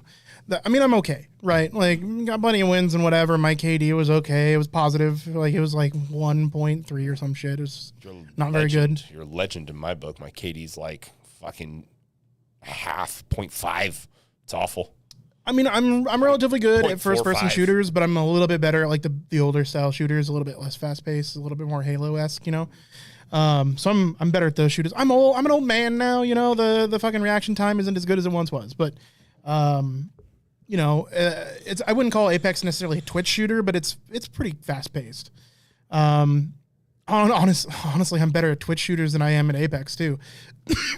I jumped into Unreal Tournament 2016 when that came out, the latest edition of Unreal Tournament, and I fucking owned that shit like hard, dude. I haven't played an Unreal Tournament. Like I haven't played an Unreal Tournament since I was 16. So, yeah, 2016 aside.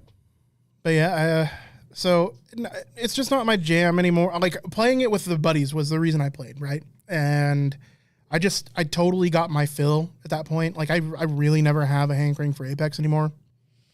I have a hankering to get more Titanfall. Every time I play Apex, I'm like, God damn, they need to make another Titanfall game. Fucking Titanfall's like $4 right now, but yeah, but why bother? Yeah. Anyway, hey, we should probably do a podcast. We should probably do a podcast. We said that a couple minutes ago. Get your vape on. Let's do a podcast, bud. I am red-eyed. That was a bit much. Sorry. I apologize. You know, what are you going to do? I got a little, you know. I was going to let it bleed right into a noise floor. Yeah, I need to take a sip. It's not quite noise floor time. Dude, I saw a lady on TikTok. I'm fucking tangent again. I saw a lady on TikTok that said, if it's a regular thing that you can't breathe out of your nose, you probably have a deviated septum. And because of all my nosebleeds and shit, I just assume maybe I might have a deviated septum. And she said, do this.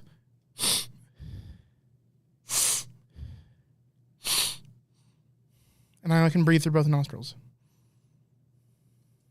Whereas just a minute ago, I was only breathing through my right. I mean, you have a dominant nostril. Absolutely, you do. So it's not necessarily that I know that I'm being TikTok diagnosed. Yeah. You know, I definitely have ADHD and weird. You know, and you know what I mean? Yeah, no, all the things. I'm not biodivergent, fucking neurodivergent. I'm biodivergent. I have two butts. Neurodivergent or whatever. You know, all the TikTok things. Cheeks, though. Only 3 cheeks. Yeah. I mean, that's normal. You don't need all of them. Dude, what are you doing? When do you get off tomorrow? So tomorrow, probably around 5-ish. All right. What, would you have a thing or something? No, so there is a place that I want to visit in town. You want to go to a mandate? A mandate? Yeah. Ooh. Just 2 boys out on the town? Yeah. Not like, not that it's special, but there's a place that I want to check out called Retro Wormhole. Okay.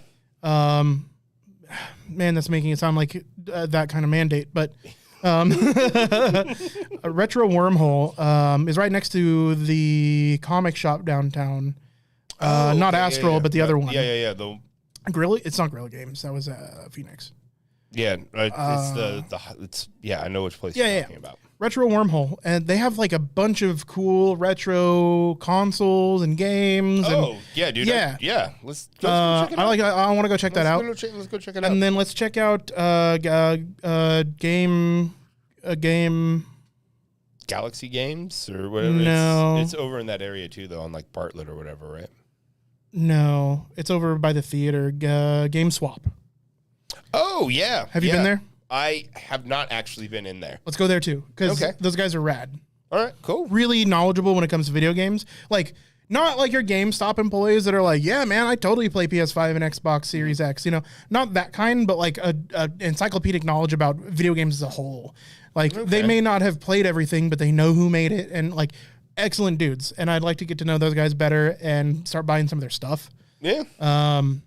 I'm in. So if you want to, let's go check it out for a little bit tomorrow. Let's go check out Retro Wormhole, and then we'll talk about it on the podcast. Yeah. Because we have local viewers, so you know, a good chunk of our viewership are local. So you know, if those places are good, then I want to talk about them. Yeah. And even if we don't get anything for the podcast, I just want to kind of go to those because I want to get back into retro games, man. Like, old games are so good. Well, and I feel like they're going away, man. Like, there's on their in their original form. Not necessarily. They're just getting incredibly expensive. Getting into retro gaming right now is just a terrible fucking idea. But I want to do it. Yeah, I mean, friend of the pod, Wonka is big time into collecting retro. Just collecting right now. The retro gaming scene is it's so over. Oh God, what's the word? Everything's super overpriced. Like overinflated. Yeah, I mean, it's just the demand and then the resale has and there's fewer and fewer things. Like there are, but even aside from the rare, like the ultra rare and stuff, just buying because you used to be able to buy a Super Mario World cart for like $3 because there were fucking 40 million of them made, right? So there's not 40 million of them anymore, dude. Right, but there's still probably fucking 20 million of them out. Like really, like most people didn't throw away their consoles; they just sold them, right? Yeah, they'd pass them down or whatever, and then those end up in Goodwill. Like they're still making their fucking rounds, being going to people.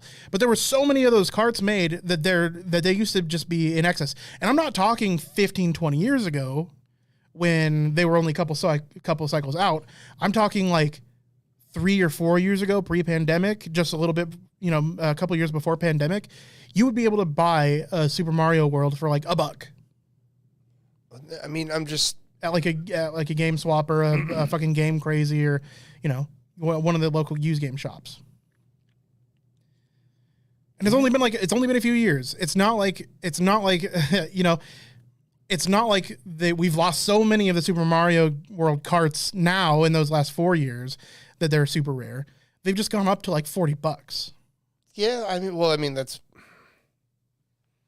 I mean, retro collecting became huge during the pandemic. That's like what the market's dictating right now. Listen, I get it, but like, there's such a resale culture. Like, I'm going to buy this to then resell it. That those prices are like essentially artificially inflated. Well, yeah, by resellers. Just like it's like Pokemon cards. Yeah, for sure. It's any collectible, right? Yeah. But because it's gotten so big recently, it's just become a problem. Yeah, it'll fucking die down again. I'm sure it will, but then you are looking at like losing more stock, right? Yeah. All of them do become more rare and then they just toss because their batteries die and they just get tossed, and you can't save your game anymore, and yada yada yada. It'll always live on an emulation, but there's something nice about having the fucking cartridge or the disc. Talking about having vinyl fucking records, right. Like you can find any fucking song you want on Spotify or Pandora or but there's something nice about having. But even to get just a legal copy, dude, the way the Switch does their retro marketplace is like they cycle them out Disney Vault style, and and you have to pay a monthly subscription service, so you never own it. You never have a downloaded copy of it. You have to go to, you're essentially streaming the game. Like, yeah, it's locally saved on your console, but like as soon as they close down that marketplace, you're no longer going to be able to play your games. And are they going to do that again on the next console cycle? Who knows? Yeah. Especially with the way Nintendo was. And they were such a big part of the retro consoles, like the retro generation, that like. I mean, it's straight up a colloquialism. Like, I mean, our parents, any video is like, oh, I got you that new Nintendo that's out. The Nintendo, yeah. Yeah. It's like, consoles were Nintendos. Yeah, consoles were Nintendos. Yeah. Like, I mean, right? When you speak of retro gaming, Nintendo, of course, has to be a giant part of that conversation because that's what a fucking entire generation grew up on, man, was fucking Nintendo. For sure.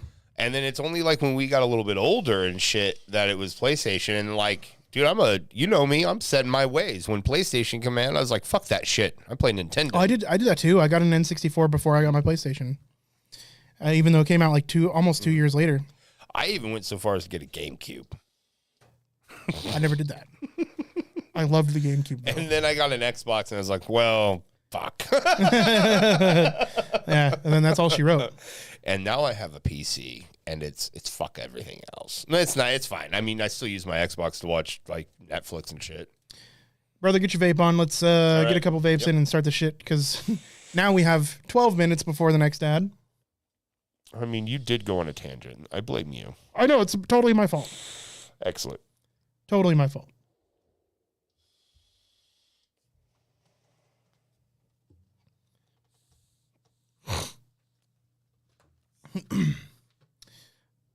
All right, viewers, we're going to be getting into the podcast section of the podcast. So just get ready.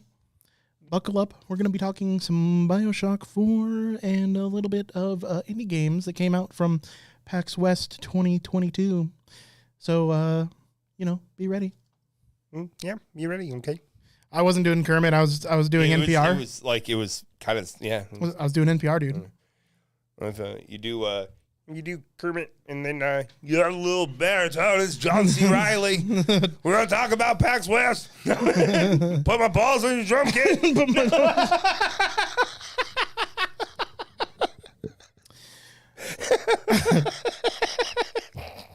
All right, let's... All right. So I start Bioshock. Yeah. I will wrap up Bioshock and then throw it to you for your first pick of the night. Yes.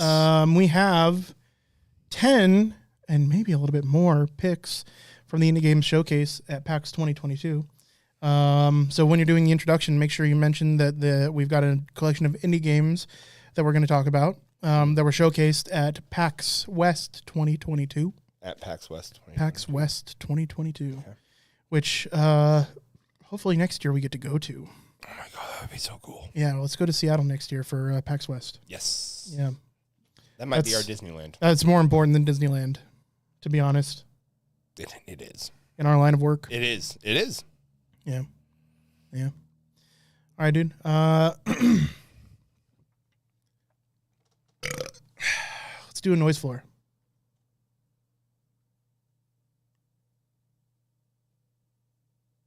Hey, everybody. Welcome back to Video Game Tango. We are back. We are back. We're down a man. We got Weird Al joining us today. Well, I mean, honestly, dude, we had so many games to talk about tonight. Well, I mean, they drew sticks, they drew straws. Nick got the short one, so he's out. We kept Weird Al. He won the staring contest. That's really how it came down. But we have so many games to talk about. There's only room for 2 of us tonight. Poor audio listeners are not going to know what we're talking about when we're talking about Weird Al, but that's fine. He's here with us, at least in spirit. Let's get to the big one. There was a leak, so to speak. There was. So there have been leaks about Bioshock 4. Whether they're substantiated or not has yet to be seen. This is kind of the same case, but we're getting more leaks. It's not known that this leaker is like incredibly reliable, but he's been right about some stuff previously, and it seems like he has a relatively credible source. He's got the skinny. He seems to know what he's talking about. Not only that, but he's not the first person to leak this stuff, but it's the most comprehensive leaks that we've seen so far. And he does confirm, or not confirm, but he does clarify when things seem to be substantiated or a little bit more likely to happen as far as the leaks go. Oh. The guy goes by Oops Leaks, at Oops Leaks on Twitter. That's a fun name. Yeah. So it's all about Bioshock 4 this week. And he says, do not take most of this information at face value. I thought for a long time whether it was worth sharing all of this at all, but a large number of people crave for at least some information from me. So he says, let's start with what I know for sure. I'll go over it again with a couple of clarifications. The further you read this thread, the more likely the information given in it, in my opinion. The origin. The logo and internal presentation slides posted by me come from the 2020 Slack Messenger data breach. So there was a data breach into from game developers for Bioshock 4, and some information leaked, but it seems really like concept art and just getting into the development of Bioshock 4. Nothing set in concrete at the time of the leak. That's just when we started getting the whispers of Bioshock 4 because we got a little bit of internal leaked art. So he says, all this, as I understand it, is the stage for early concept and pre-production of the game. The source confirmed the legitimacy of these images. The announcement is, according to my information, the game should have been announced at the beginning of this year. I also did not rule out the possibility of the game's appearance at TGA 21, based on Jeff's words. That's Jeff Keighley from the Video Game Awards, or the Game Awards. regarding his dream of announcing a new Bioshock game at TGA. He also stated that the show would have an announcement that was agreed upon for 2 years, and also considering the very date of the presentation, which took place exactly 2 years after the official development announcement. I thought it was a hint, but that never happened. The announcement of the game was postponed due to staff reductions inside the studio, which lost about 40 employees in just 2 months, including leads. He wasn't the only one to report it. He also received an early information about the game's Netflix adaptation, including the date of the official announcement, and scheduled a tweet about development problems for the exact same date and time just in case, not knowing if it's real or not, and it worked out. So he did leak some of the information for the Bioshock Netflix series. At the moment, he doesn't have an approximate information from the announcement date of the game. According to T2 reports, it should be released no later than the end of 2024. We can see the announcement as early as the next PlayStation showcase. So they're expecting something to be shown from Bioshock 4 at the next PlayStation showcase. And if we know anything about it, it's probably going to be like end of Q1, beginning of Q2 of next year, 2023. And it says maybe this was an agreement between 2K and PlayStation, which was previously reported by Special Nick, following Jeff's stream at TGA 2022 or any random date. The game itself is not a PS5 exclusive in any form. The game, they are not trying to finish it ASAP. The whole chain from the studio itself to 2K and T2 is concerned about the quality of the final product. It's still Bioshock with the same concept that doesn't try to massively reinvent, rethink, or reboot the basics of previous games. The release window will not be announced until the developers are sure about the exact date in order to avoid any delays and polish all the nuances. The studio has returned to the previous number of employees and continues to hire new staff. He's received confirmation that the game will be based in Antarctica, an open world with a main story that has multiple endings. Allegedly, the theme of aggregate states of water plays a huge role in the plot and lore, which will be more extensively revealed through side quests. He then goes on to say, the art style and in-game graphic design is similar to Deathloop. It has 1960s The British Invasion and counterculture vibes. Style is psychedelic and trippy.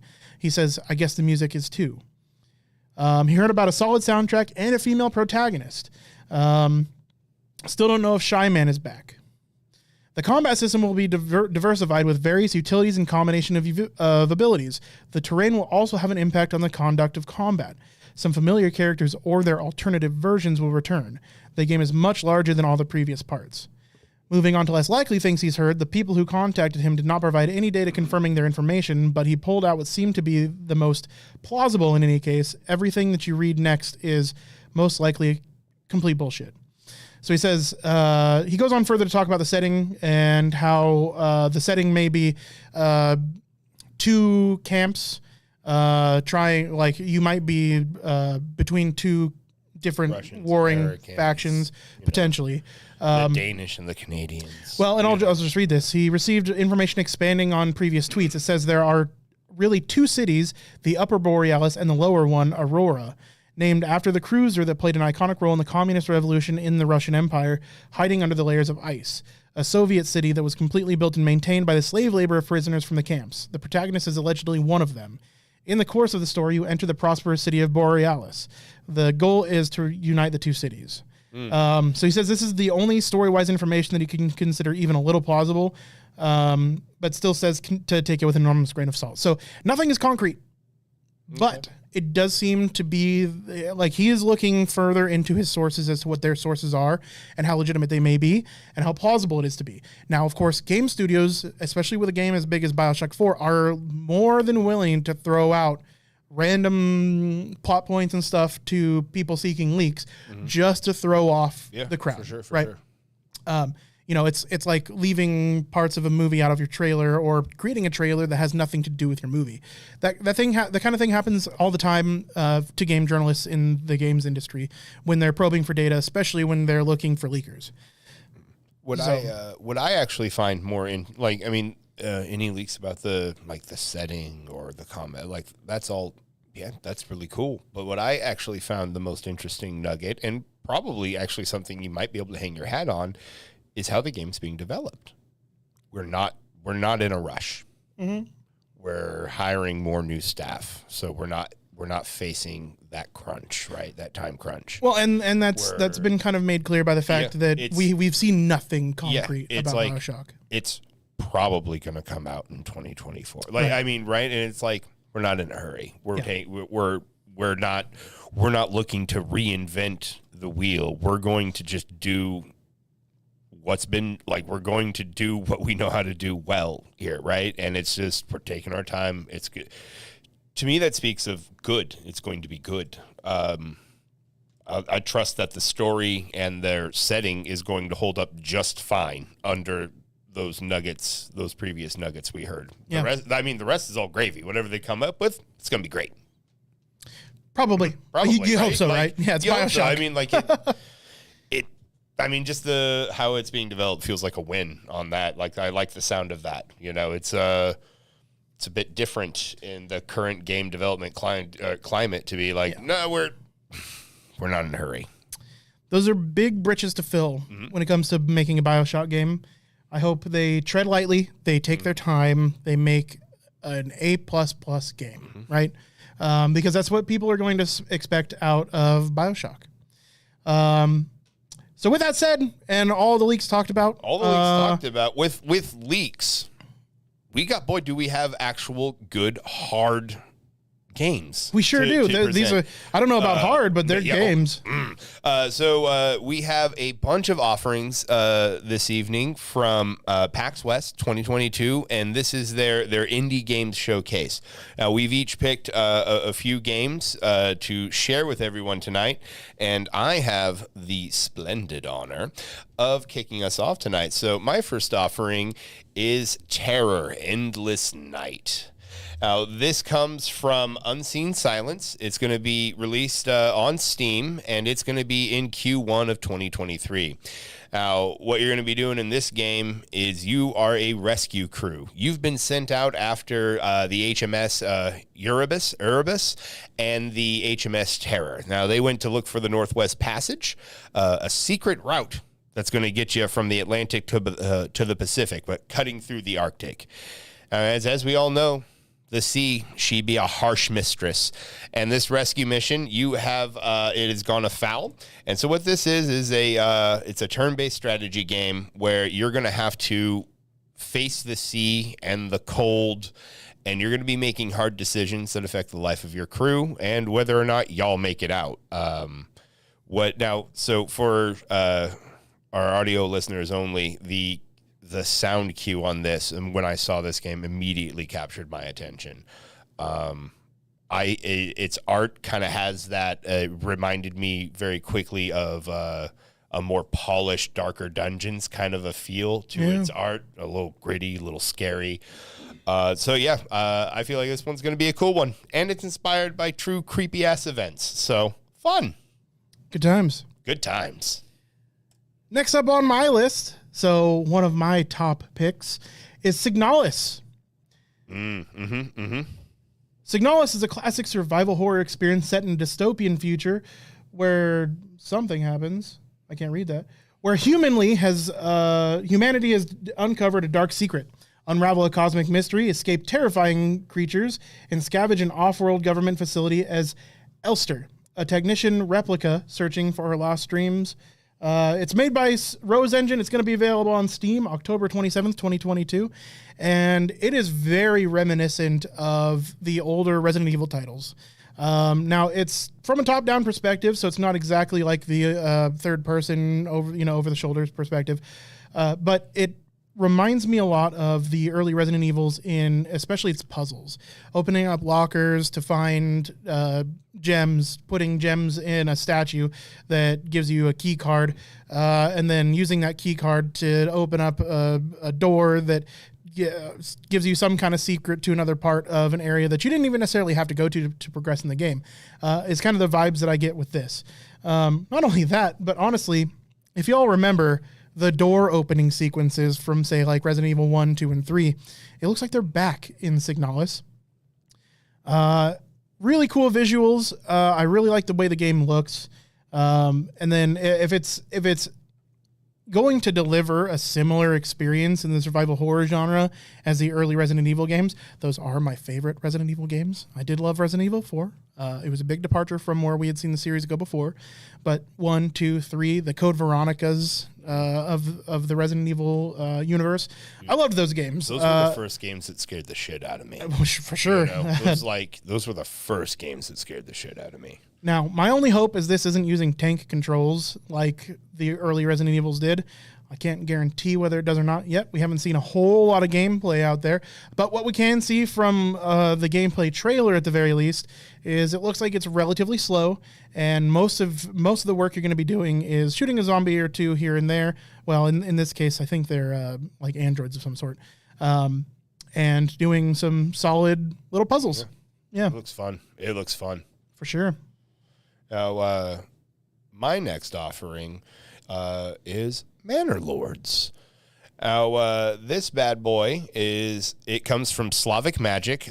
I mean, that's the name of it comes from Slavic Magic, and it's on Steam, and it is to be announced.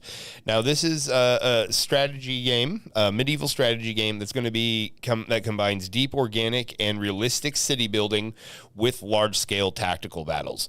So right away, I love building a base. I love that city management style kind of a game. And like for the, again, audio listeners, you're not seeing this, but the thing that stood out for me at the end, if anyone's played Shogun, then you know exactly what I'm talking about. Getting those dudes lined up in a battle formation, you get to pick what's going on there. There's a lot of crafting. I mean, honestly, dude, this game hit me on several levels. I like the aesthetic of it with the medieval kind of a feel. It's great. I think this one's going to be a win. So looking forward to more information on this one. Now, correct me if I'm wrong. The Shogun games, Shogun 2, those were both Total War titles. Yes. But correct me if I'm wrong.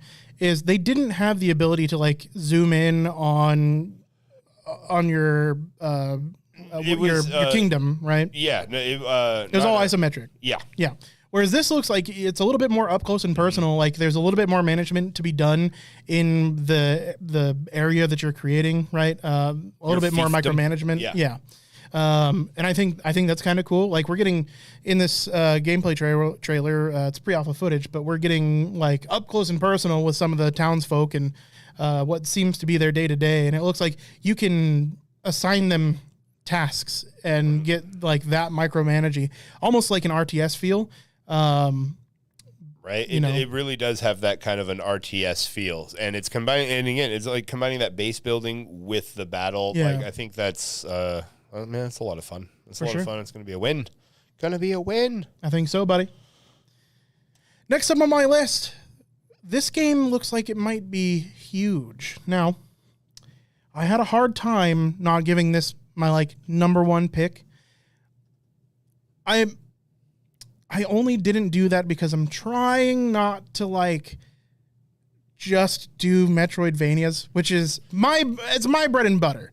I love my Mega Mans, my Metroids, my Castlevanias, and their clones. Man, there were straight up in this showcase quite a few of them that were primo. Mm-hmm. They were and like some of them were straight up. This is stylized after Mega Man, for sure. The flavor of that. This is stylized in the flavor of that, and it's like.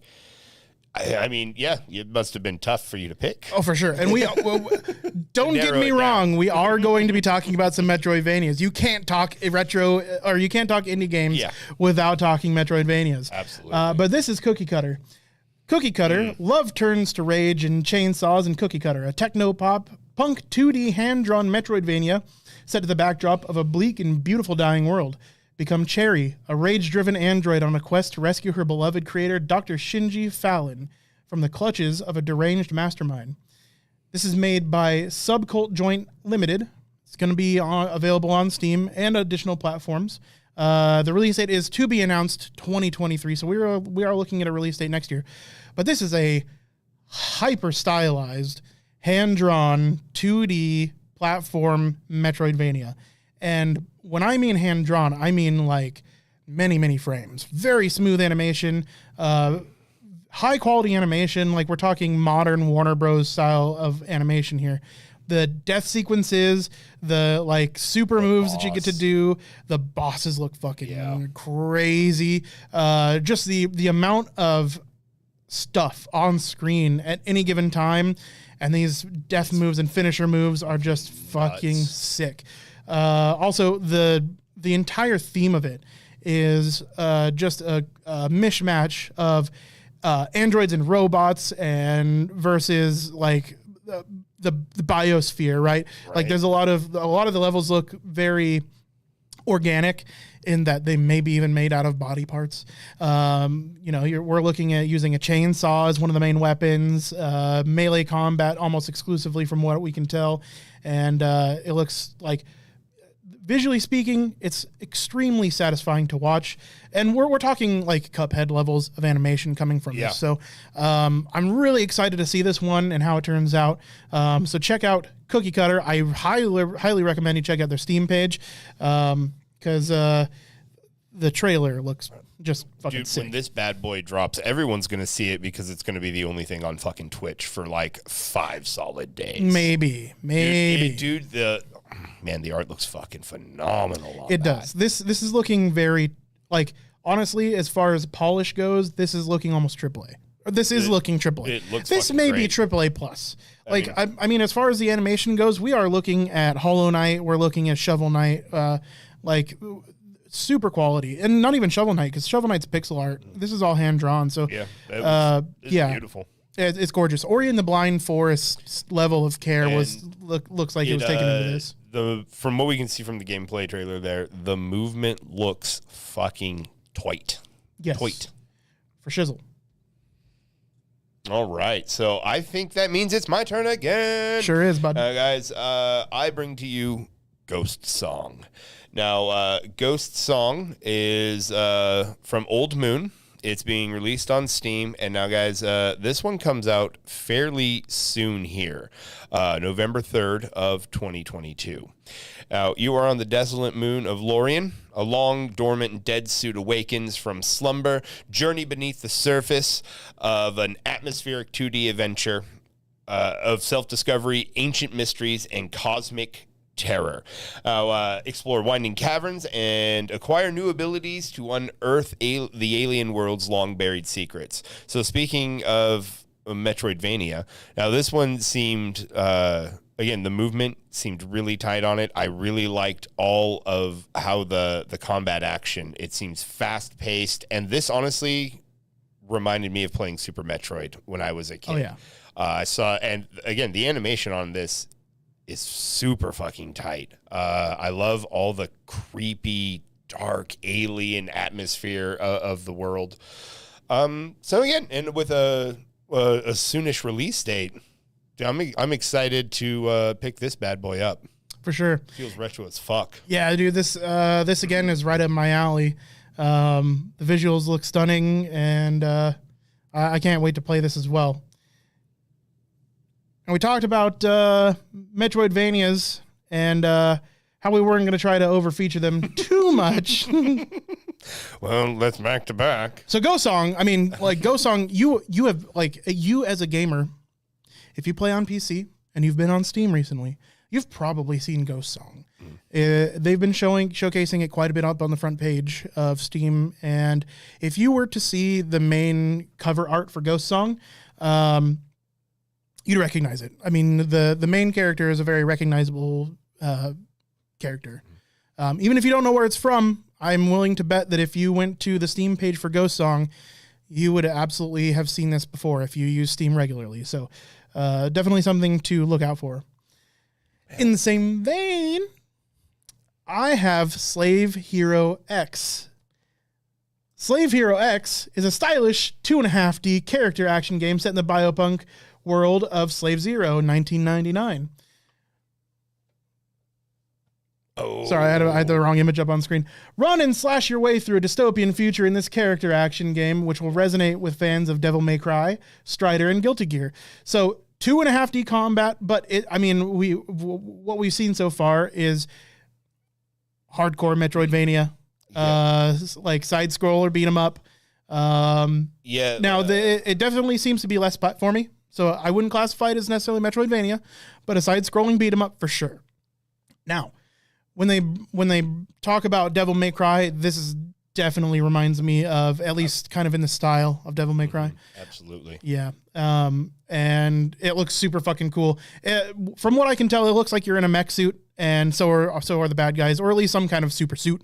In a 2.5D, adventure beat 'em up 2.5D game. Yeah, so it screams. I was trying to think of the name, and you said Devil May Cry. It screams Devil May Cry because it looks like you're like going to be combo building, right? Yeah. It's all about like getting those hits in, keeping enemies, up in the air. Your aerial attacks are probably going to be doing more damage, and that kind of thing. But I want to point out something the trailer brings up is it's written by Miles Luna of Rooster Teeth fame.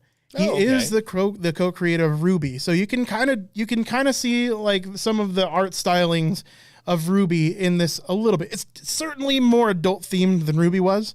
Definitely more violent, a little bit more blood than you got in Ruby. But the fact that Miles Luna is on it, gives me hope as far as the story is concerned, because that dude is a pretty damn good writer.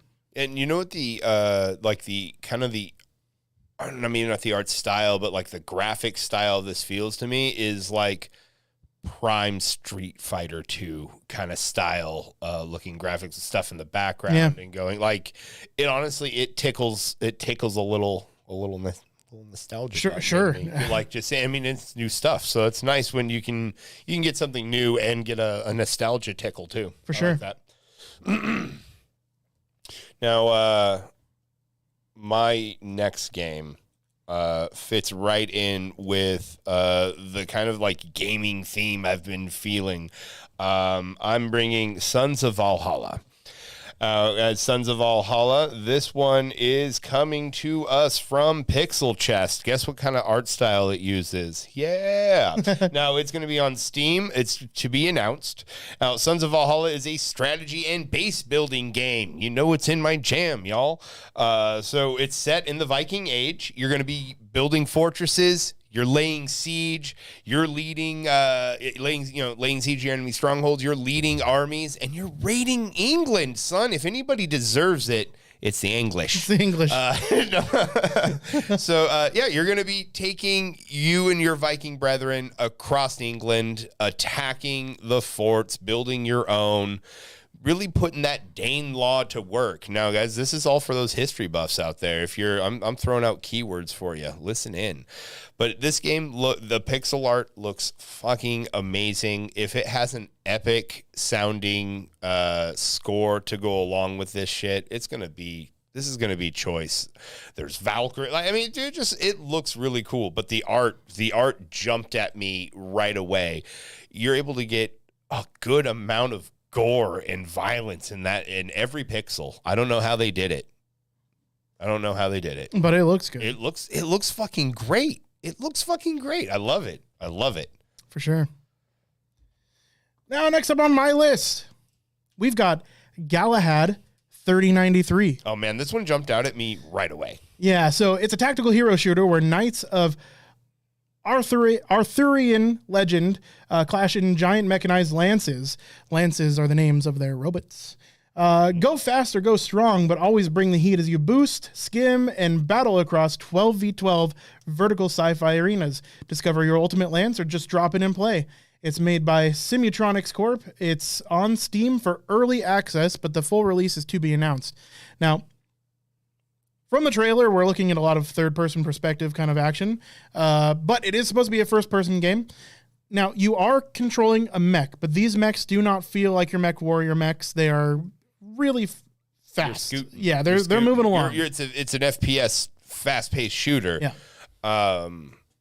So to me, like the theme is, you're in the fucking mech, so but I like the style of how the mechs look and getting the feel of using those big guns, right? Like that's always really fucking cool. The mobility, we're seeing them fly around. We're seeing a lot of, it seems like you can be mobile, you can be strong, right? But I like the idea because then you don't need a fucking zip line, right? Right. But you have a jetpack and you're zipping around. Yep. It's It's a first-person shooter, and like, again, they're not remaking the wheel on this, but it looks like they're doing their flavor very well. Yeah. And it looks cool. And this is early footage too. And if early footage looks this good, I'm excited.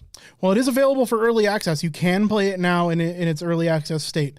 Again, the release date's to be announced, but check it out on Steam. It might be right up your alley, especially if you're into mecha combat at all, or even just first-person shooters. I don't think you have to be exclusively enjoying either camp to enjoy this game. Right. I think it fills the role of both a solid mech combat game and a first-person shooter. Something to note is just the absolute verticality of the levels that we see here. Just these levels, while they don't seem huge horizontally, like they're not massive sprawling maps, they're very tall. And some where you can be flying and using rockets to propel yourself to other areas of the map. The verticality is important. So making sure that you have a very vertical landscape, I think, is important in these games. And it also really adds to the tactical element of hide and seek and taking advantage of the high ground. And it honestly, the adding verticality to the levels adds a spoke to the wheel of a first-person shooter, right? Because generally, it's big levels, right? Like, but it seems like there's not one vertical level. All of these have a lot of verticality to them, right? So that is an additional spoke on the first-person shooter wheel For sure. Now, guys, now every list has to have a number one. And guys, if it isn't Mina the Hollower, I don't know. Oh, bro, you blew your load. Oh, what? You blew your load. You blew your load. I did. It's all over the place. You got to do your honorable mention. Oh, no. Okay. All right. Well, I thought honorable mention seems like an end of the night kind of a thing, but now, so my honorable mention is Below Stone, or Stone Below? Below Stone? Shit. Below the Stone. Below the Stone. There it is. It's right here, Below the Stone. Now, for a while there, guys, as y'all know, we talked about it several times. We were playing the fucking, God damn it, the dwarf game. Dwarf Fortress? Not Dwarf Fortress, where we were miners, dwarven space miners. Rock and Stone. Deep Rock Galactic. Deep Rock Galactic. So Below the Stone here, it is from Stroll Art. It's going to be on Steam. It's to be announced when the fat dwarf sings. Right out of the dwarf's mouth there. As we talked about playing Deep Rock Galactic a lot. Now this feels like how Deep Rock Galactic got started. I mean, right? The company had to start somewhere. But you got your cute little pixel dwarf. You're down in there. You're mining. There's goblins. There's worms. There's ogres. But this feels right up. It bumps right into that cozy-ish kind of because he's a cute little guy with a mining helmet. But crafting, building, dwarves. I mean, what else are they going to do besides mine and craft and avoid goblins? True. Yeah. So, Below the Stone is a pixel art roguelike about dwarves on the quest for in the deepest of depths for the bestest of riches. Yeah, so you're plundering for loot, you're crafting, and it's multiplayer. I mean, now it is a roguelite, so it does seem like there's permadeath. I don't know whether you're going to be able to retrieve your loot on death or not. Who knows? That's going to be part of the fun. That's going to be part of the fun, figuring that out, especially with a group of teammates that might want a little bit of that loot for themselves. So it looks like there might be some tricksiness happening in these games, especially in our group, and that always adds to the fun of everything. That's a flavor. That's another layer. That is a layer of flavor. I can't believe I gave away for my these fucking games. top You one. sure did, bud. I'm so sorry. Damn it. Hey, for everybody watching live, I know that the stream is having some difficulties here. It's chunking a little bit. It is chugging along. We're not sure what's going on. We do have thunderstorms in our area, so that might be what's going on. Internet may just not be having a good time right now. But for everybody watching, aside from live, we've got more games for you. We do.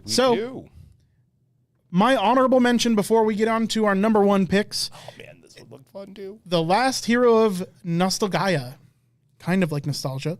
But yeah, so it's a very self-referential, very self-knowing exploration of the Souls-like. And it looks like a lot of fun. So I highly recommend that you check out the official gameplay trailer from Gamescom. But Last Hero of Nostalgaia is a satirical action-adventure brought to life by a twisted and wicked tale. Featuring hard but fair combat, full character customization, unique battle armor, and engaging narrative mechanics rich in lore, Nostalgaia plunges you into almost certain death at every turn. It's by Over the Moon Games. It's going to be on Steam, and the release date is still to be announced sometime in 2022, so within the next few months. But you play a stick figure character. It seems like you might evolve further from that at some point or another and get some kind of armors and skins and that kind of thing. Not sure exactly how that happens, whether it's through gameplay or what, but you can see that our hero in this trailer is getting a little bit of loot and starting to become armored and more recognizable as a person.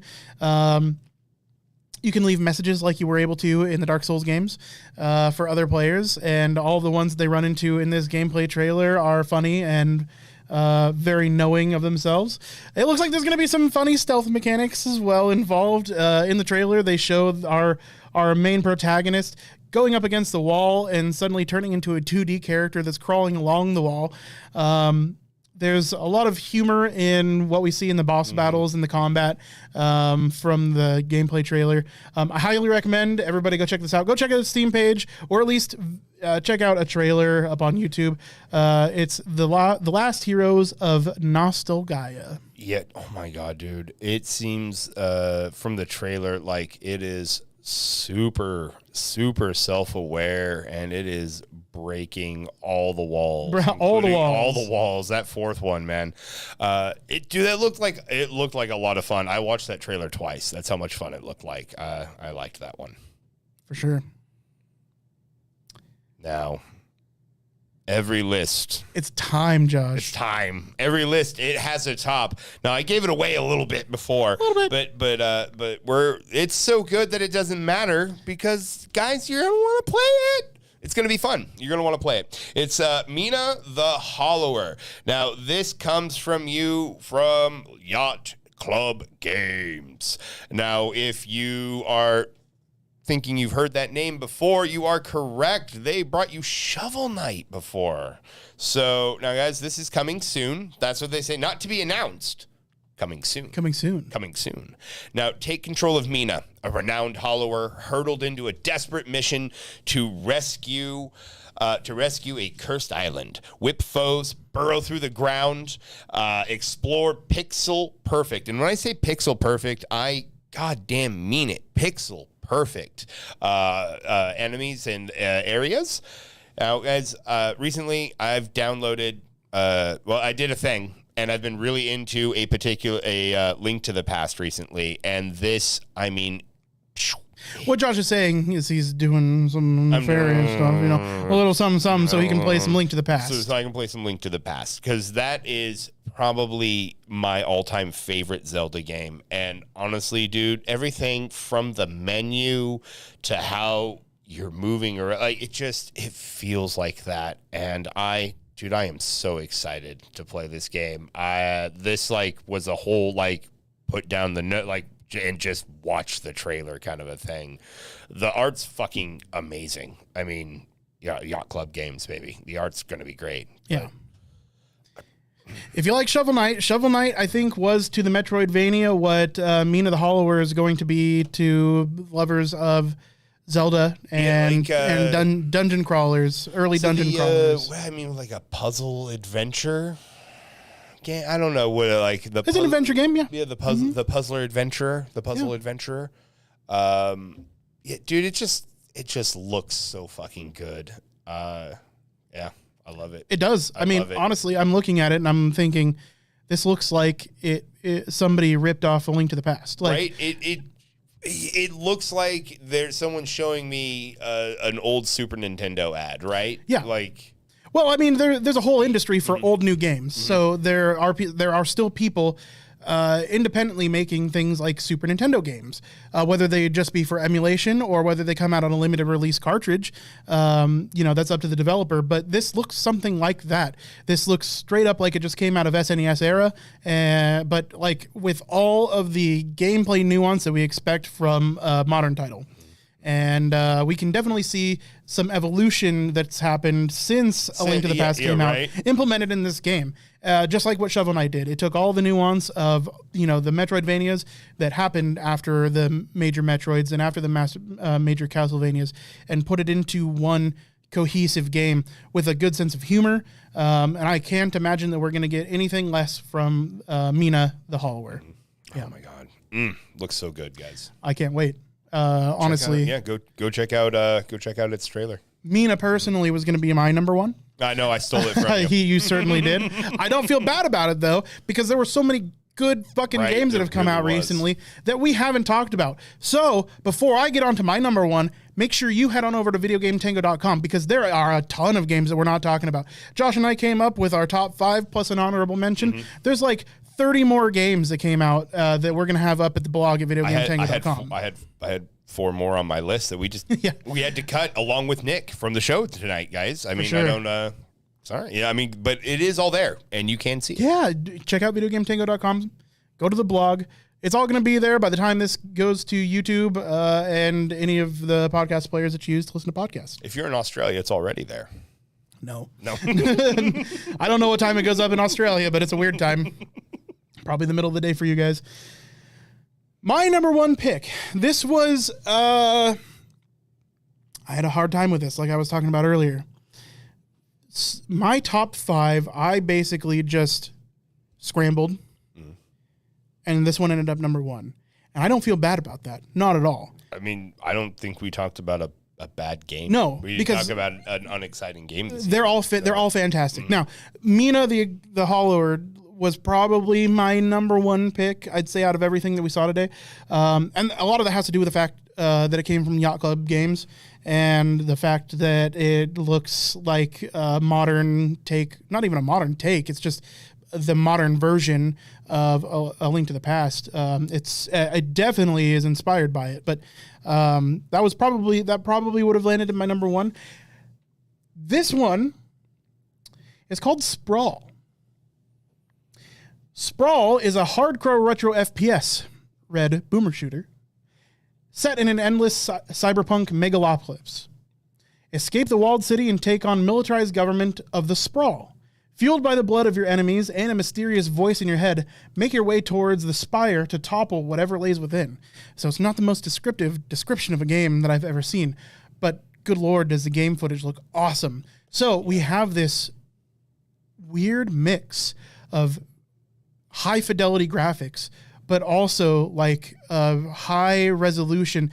Imagine all of the HD remakes done as passion projects from, Doom 2, Quake 2, and Duke Nukem. Yeah, think of all the the modded versions of those games that you've played, and then throw it very purposefully as a skin in a boomer shooter where movement is obviously super key. We're watching this trailer, this guy doing these massive jumps and then jumping between walls. So using walls to jump back and forth. It looks like movement is going to be an extreme priority in this game. There's blood and viscera everywhere. It looks like there's classic power-ups that you can drop that are dropped by enemies when you kill them. It looks like classic health packs coming from enemies when you kill them. We only see a few guns. There is just, in the trailer, they show just a pistol, a shotgun, and some kind of some kind of assault rifle. And that's really all we're seeing. So this is in pretty early development. It's still release date to be announced, not even a year clear on that. But this is a hyper stylized, really good, but also oddly polygonal and pixelated boomer shooter that looks awesome. Like it looks like it pulls aesthetics from Doom, Quake, Duke Nukem, and oh my gosh, I'm gonna have a hard time remembering this one. Came out on the PlayStation 2 as a shooter. huge. It just escaped my tongue. It'll come to me eventually. Killzone. I was going to say, is it Killzone? Yes. So yes, it is Killzone. So yeah, like we've got like bad guys that look like the Killzone enemies. Right. Kind of Nazi-esque in their appearance. Very clearly very militarized. But yeah, this looks pretty sick. It looks like it's going to be pretty difficult. Yeah, it honestly, the Duke Nukem feels jumped out at me right away when I was watching this trailer.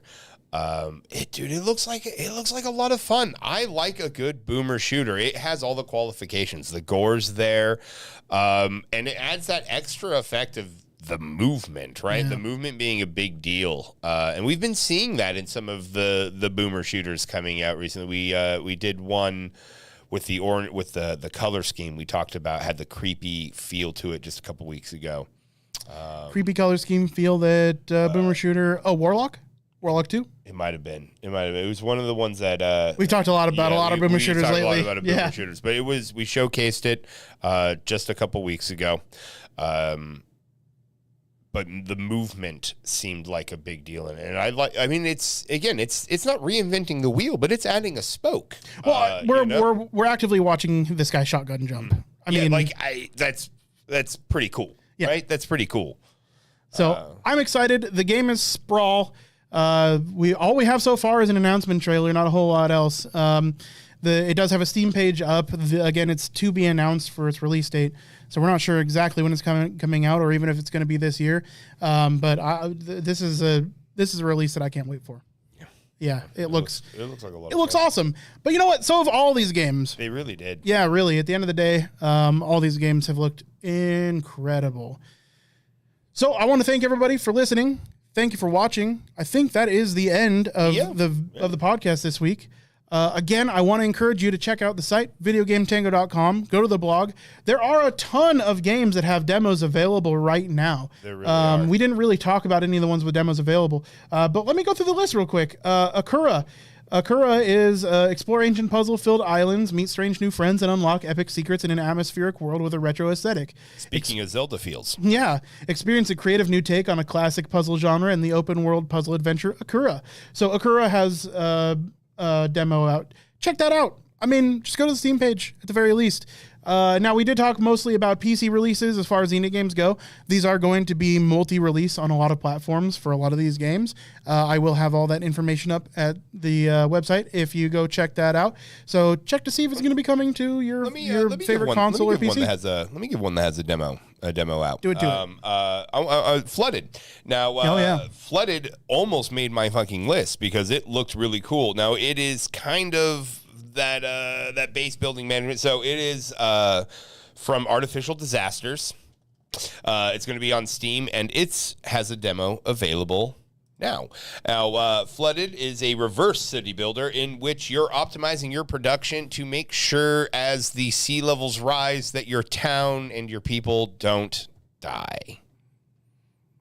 So really relevant in this day and age. Again, it's kind of dark demeanor set out right away at me, and I was like, this looks like fun. So, and it has a demo out now as well. Well, honestly, if we're going to pop off when it comes to demos, I played one of the games that we talked about last week. Oh, yes. That we had demos out of. I know you didn't do your homework, sir. I did not. I was a bad boy and played Rocket League. But I sure did. I played Chained Echoes. So Chained Echoes is a JRPG style RPG in which you use mechs to do some of your fighting. So it is very similar to, God, it reminds me so much of something like Final Fantasy III, just early JRPGs. Now it's a little bit better looking, like a 32-bit console or something playing it. I really like the graphic stylings of it. There's a lot of mech fights and stuff like that that I really enjoyed. But I got about an hour into it, and the demo still isn't over, which is really impressive to me because I feel like I got to one of the very big, early, pivotal story parts. We've seen it in this trailer. I won't spoil it for anybody. That's almost early access, baby. But yeah, honestly, for a game that I figured would give you just a taste, It's given me a lot more than that, to the point where like I'm starting to get into the inventory system and the skills and ability systems. And I played for probably about 2 hours, and the demo still hasn't ended for me. So I figured I was going to be getting a lot less. I figured I was going to be getting kind of the intro, and that was all we were going to get, maybe a couple fights. But even aside from the mech combat, which is all not active time battle, oh my god, turn-based. It's all turn-based, but it's got 2 different unique combat styles. One in the mech and one outside of the mech. And the trailer shows both. It doesn't really give you a clear view of what it is. I won't spoil it too much, but there is a gauge in the game that you actually have to manage while you're trying to be as efficient and good at combat as possible. The combat is not, I wouldn't say super challenging, at least from what I've played so far, but I've only just scratched the surface with this game. And there is a kind of a unique element to the combat that I've never seen before. It may have been done before, but I've never seen it. In that you have to manage the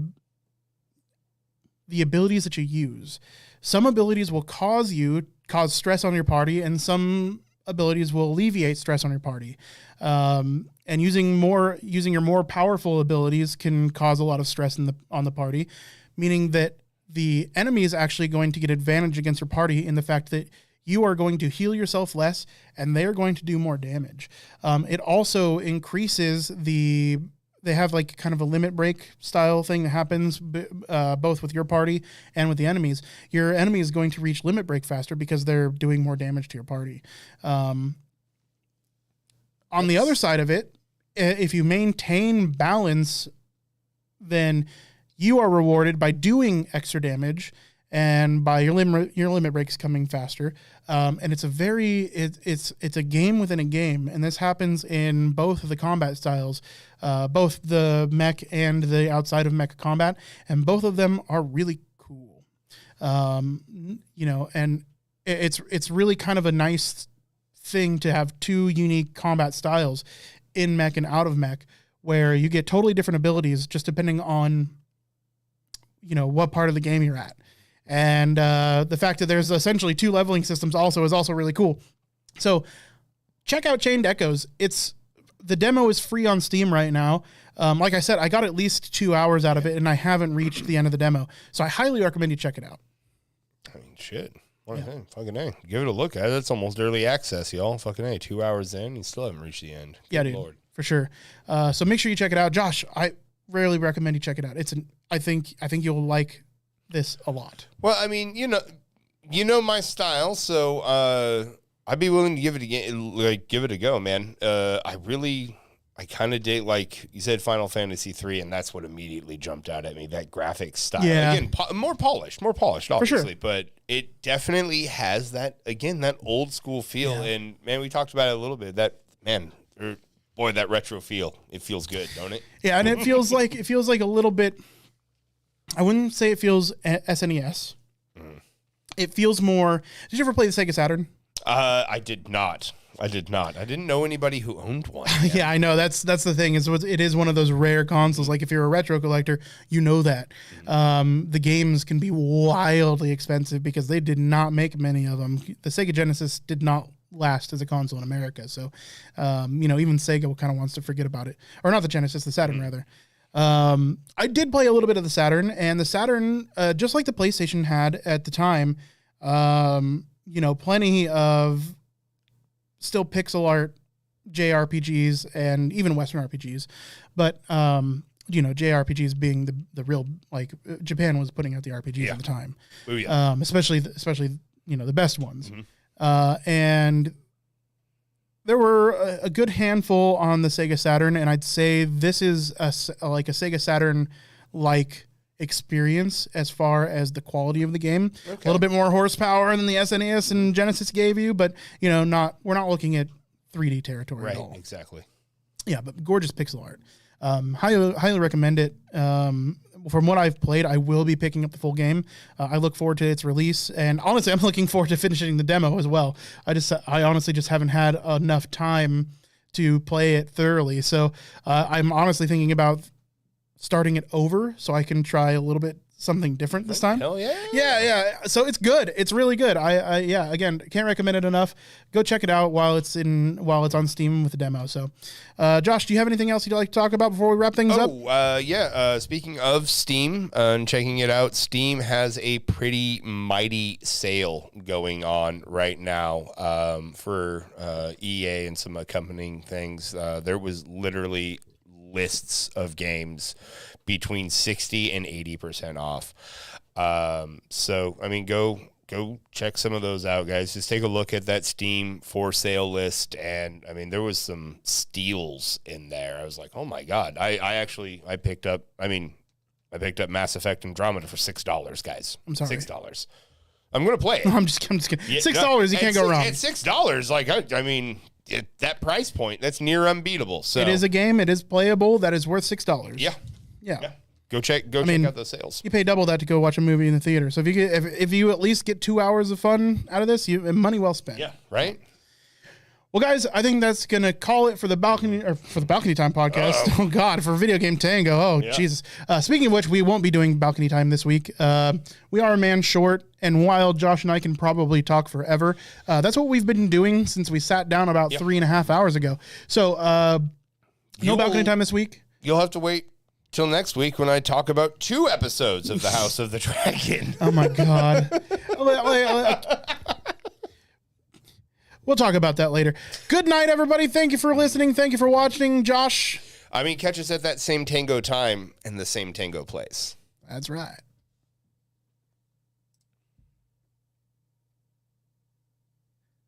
Right on. All right. Let's take a minute. I want to smoke a doobie. Well, before we take a minute, because we're not going to be streaming for much longer. That's right. We're going to do. We got to do the thing. But let's talk to chat for just a minute. Like, yes, Hyphy and Kona have been in here talking to themselves for a little while, and I want to catch up. Dudes lined up. Yeah. Cox hard. But you're right. So, I mean, a lot of the industry does cut their teeth on making Metroidvanias. Mm-hmm. And that is such an overwhelming prospect to me because, you would think that making Metroidvanias, because of the sheer amount of them out there, that making a Metroidvania is easy. It is not. No. Metroidvanias have probably the harshest critics of any game genre, period. Well, like, the thing is, dude, is like, people, like, you talk to people our age, and he's like, hey, man, what was your favorite game growing up? Like, there's going to be plenty of people who are like, man, it was Super Metroid, or like Castlevania was my jam. So there is first off, like, a legacy to uphold. So if you're not, if you're saying, hey, I'm making this type of game and it's not up to snuff, well, that's the problem in the first place. But then there's different aspects within it, like the shooting aspect, right? Are you the movement, shooting, the movement, the terrain, or the platforming. Yeah, like so. Hovery jumping, can't do it. Bad, like, if jumping feels bad, can't do it. Fucking loose motion where it isn't like pixel tight, can't do it. It's fucking garbage, trash, in my opinion.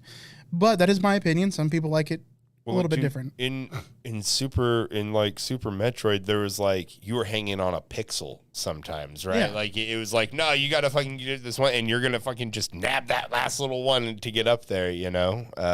So living up to the legacy, and then the movement has to be tight, right? Because there's only so many things that provide the functionality to make it a Metroidvania, and if the movement's not tight, well, it's not there, you know. But yeah, like, I mean, you getting a wash of games that you fucking love, that's got to be fucking cool, right? Well, like, I love Metroidvanias. There's no way I'm going to play all of them. Yeah, but I mean, you get a lot of options out there, and like the thing is you can put a lot of different skins on that too, and it'll still, you know, gives it a fresh coat of paint. You can, but putting a fresh coat of paint on a Metroidvania doesn't make it. Yeah, it's not. So it doesn't mean I'm going to play it, but if you can be unique in your style, if you can elevate the art to another level, then I'm more likely to check it out. Right. Now, that said, there's still plenty of like semi-basic pixel art Metroidvanias that I will play and love just because it's super tight action, and that's what it's all about at the end of the day, right? So the fresher the coat of paint, the more likely I am for it to catch my attention.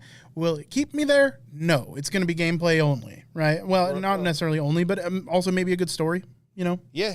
Well, I mean, that's like, I mean, we talked about it a little bit last week. I mean, if you're in that indie market, you have to bring, honestly, you have to bring more than what a AAA project offers. Like a AAA project, it's bringing the money. And so if you're in the indie market, you're bringing the passion, right? Like you gotta, that's where it is. And I really like that the indie market is getting actually some showcasing now, right? I like that they're getting there. It's not just like fucking honorable mention at the end of the fucking night, you know, shuffle them off at the end. But Gamescom had 2 days of indie games.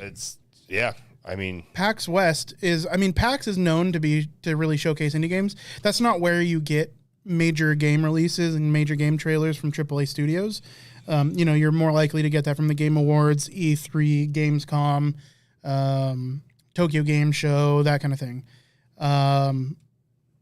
But Gamescom featuring more indie games than AAA titles was a good thing. Yep. I think COVID did some good things to the gaming industry.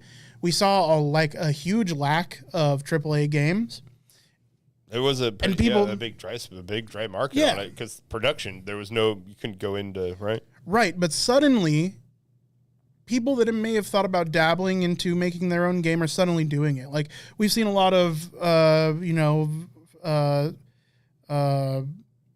single married couples and single developers making games suddenly. And, they started, I would imagine they probably started sometime in 2020, and we're seeing the results, the culmination of a couple of years' work now happening right all at the same time. So I think COVID did a lot of good things for the indie games industry because, the amount of people that had to stay at home. And I think that's why we're seeing so many European developers especially, is because they treated their lockdown more seriously than we did, right? So we're not seeing lots and lots of new American studios or American developers pop up. It's a lot of European developers, and that's real. Like we talked about one from. We thought it was a JRPG. It was the Corgi one. Mm-hmm. Proto Corgi. But that turned out to be like a Turkish developer or something. I think it was Canadian. No, it was weird. It was something weird. Yeah, it was one of those weird countries. No, it was something off the wall. That's what I mean. Sorry, we're like, what? But we were super surprised it wasn't a Japanese developer because it's very it's very. I said Japanese. It was the most Japanese game of the evening. Yeah. Nick agreed, and usually he's a pretty good gauge on whether it's Japanese or not, right? Mm-hmm. So yeah, that's really, why he's really not on the podcast. We had to send him out for a week for that. No. Yeah, he failed. That was a test. You had one job. Just really cool stuff. I'm really excited to see all these new indie games pop up. And dude, the art is just killer. Like even though we're seeing pixel art game after pixel art game after pixel art game, they're gorgeous. The animation's smooth. Like we're not seeing 2 frames of animation. We're seeing 30 or 40 frames in a jump. Right. That shit's crazy. There was one game it was talking about. It was rotoscoped. Like when, so it was a Metroidvania, and so you could see the effort. Like I can't remember what they were talking about. Shit, I almost wrote it down earlier. I should have. But was it a game we on the list? It was not tonight? on the list. It was one that I was looking at before Gotcha. I found the PAX West. But it was a Metroidvania, and it was just like, damn, they're using rotos. That's like now, rotoscoping is of course not new technology. They did it in Star Wars. Right? But that they're using it again and in an innovative way. That's kind of cool. I know because it's cheaper, right? It's old tech, but they're figuring out how to put a little innovation on it and to increase the excitement for a game. Make something newish from something old. It's pretty dope. But the other fucking thing I was looking at, I thought was hilarious was Roach Race. it's just a runner game, right? Yeah. But I haven't seen it. It's the Witcher's horse, right? So it's Geralt's horse. Oh, yeah. And so you gotta dodge, out of the way of stuff, collect the whatever.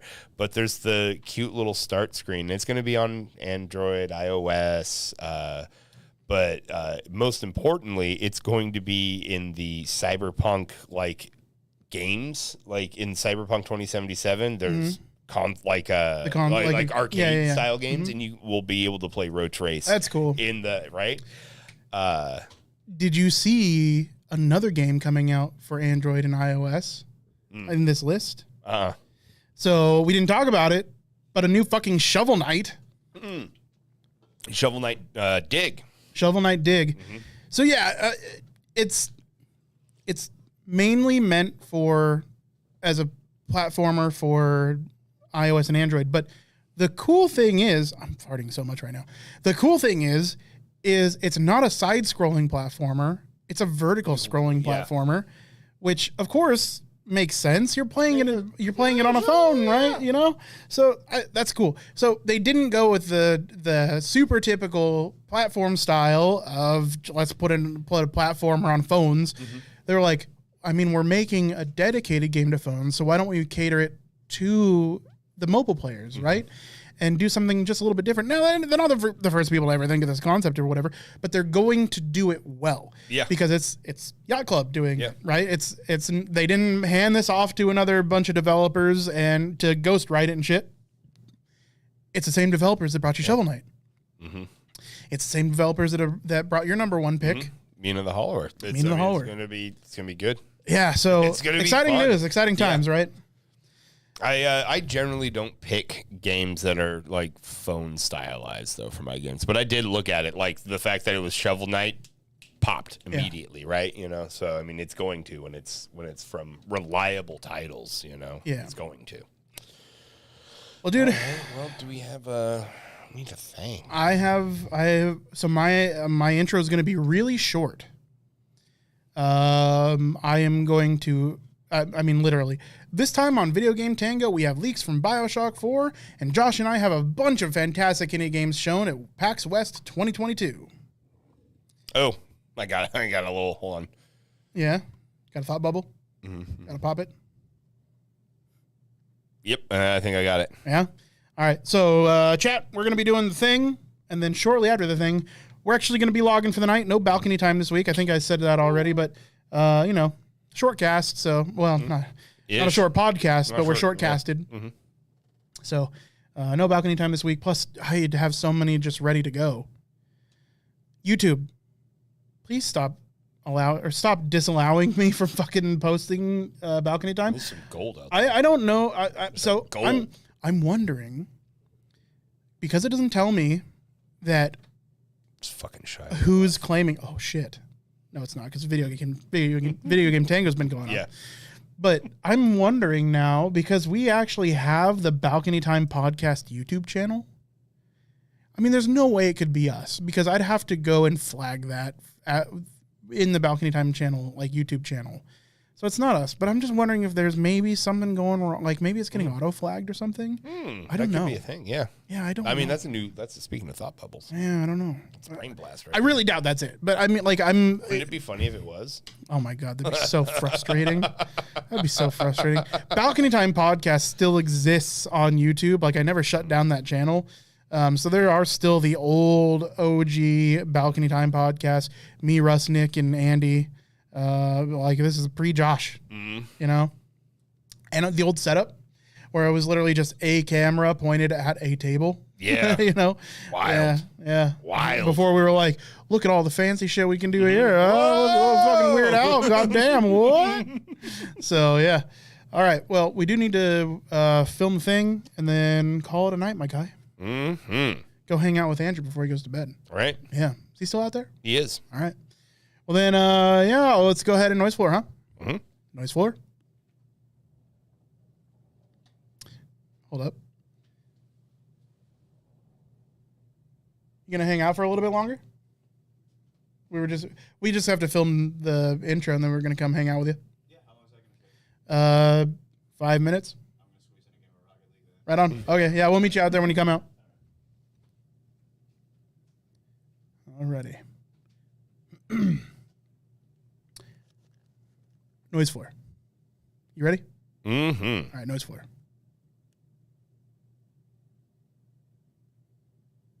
This time on Video Game Tango, we have leaks from Bioshock 4, and Josh and I have a bunch of fantastic indie games shown at PAX West 2022. Hi, I'm Josh, and I spoiled early at the Yacht Club offering. My name's Andy. Gang, gang, bitch.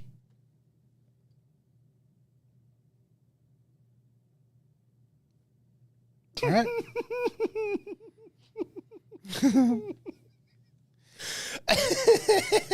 Mine's really dirty sounding, but it's all correct. All right. Well, hey, I want to shout out Mermaid Jesse again. Thank you for joining us. Thanks for the follow. Mike, thank you for joining us. He's just lurking, but I'm calling you out, Mike, you bitch. Thanks for joining us. Obtuse Rubber Goose, thank you for joining us. Kona Hula, of course, the GOAT himself. Yes, sir. Yes, Thank you for joining us. Appreciate you guys so much. Guess what? I don't know if you noticed, because everybody was a Twitch viewer tonight, but we got the okay from Twitch as not just... That's probably why we're running thick this evening. Yeah, we're not partners. We're affiliates. But we got the okay from Twitch to fucking simulcast. So we are on Twitch. We're on Facebook. We're on YouTube. I don't know what that was, but it's excitement. Mm-hmm. That's the international sign for party. I just gave you excitement. Yeah. Just trying to put that out in the world. So, again, thank you guys so much. I know we like to ramble on when we're trying to do the outro, but we're happy to have you here. Yeah. I mean, we're excited to be here each week. It's a small community, but it's a loved one. It is. It is. I can feel the love all the time. Yeah. I'm excited to be out here. I was asking about the goat himself earlier, right? I sensed his presence out there. So like we're excited to see the regs, man. I don't know if you noticed, but as soon as Kona showed up, I was like, Yep. Yeah. So yeah, we're always excited to see the regs out there. Again, Ivy. Yeah. Thank you for being here. Doing the Lord's work being here. Thank you. Appreciate it. And giving us like a lot to talk about. We got started super late. I figured we were going to be like punchy, like, all right, dude, let's just go ahead and get this started at 8:45. Nope. We started dishing on foods. Yeah, we didn't actually get started with the podcast recording until after 10 o'clock. It was like 10:40 or 10:14 or something like that. It felt natural. Yeah, it was felt good. natural. I don't know, not a problem there at all. Yeah, I mean, we talked a lot. It was fan-fucking-tastic. Yeah, and we had a lot of new faces in chat tonight that we didn't have. I mean, not super social as far as chatting goes, but I've been watching you guys come in and out, and thank you so much for joining us. If you like our content, you can check it out later on YouTube. That's going to go up Friday mornings. It goes up at 3 o'clock a.m. Pacific. Then check out videogametango.com. Everything is going to be there. It's like the one-stop shop. You can even view us live on Twitch. There's a fun React video out now. It's not out yet. Oh. Spoiler alert. God damn it. There's going to be some good There's going to be some good TikTok reacts from Josh and I coming out pretty soon. So look forward to those. But again, thank you guys so much for being here. Appreciate you. Sorry. Josh is a liar. Good night, everybody. Good night.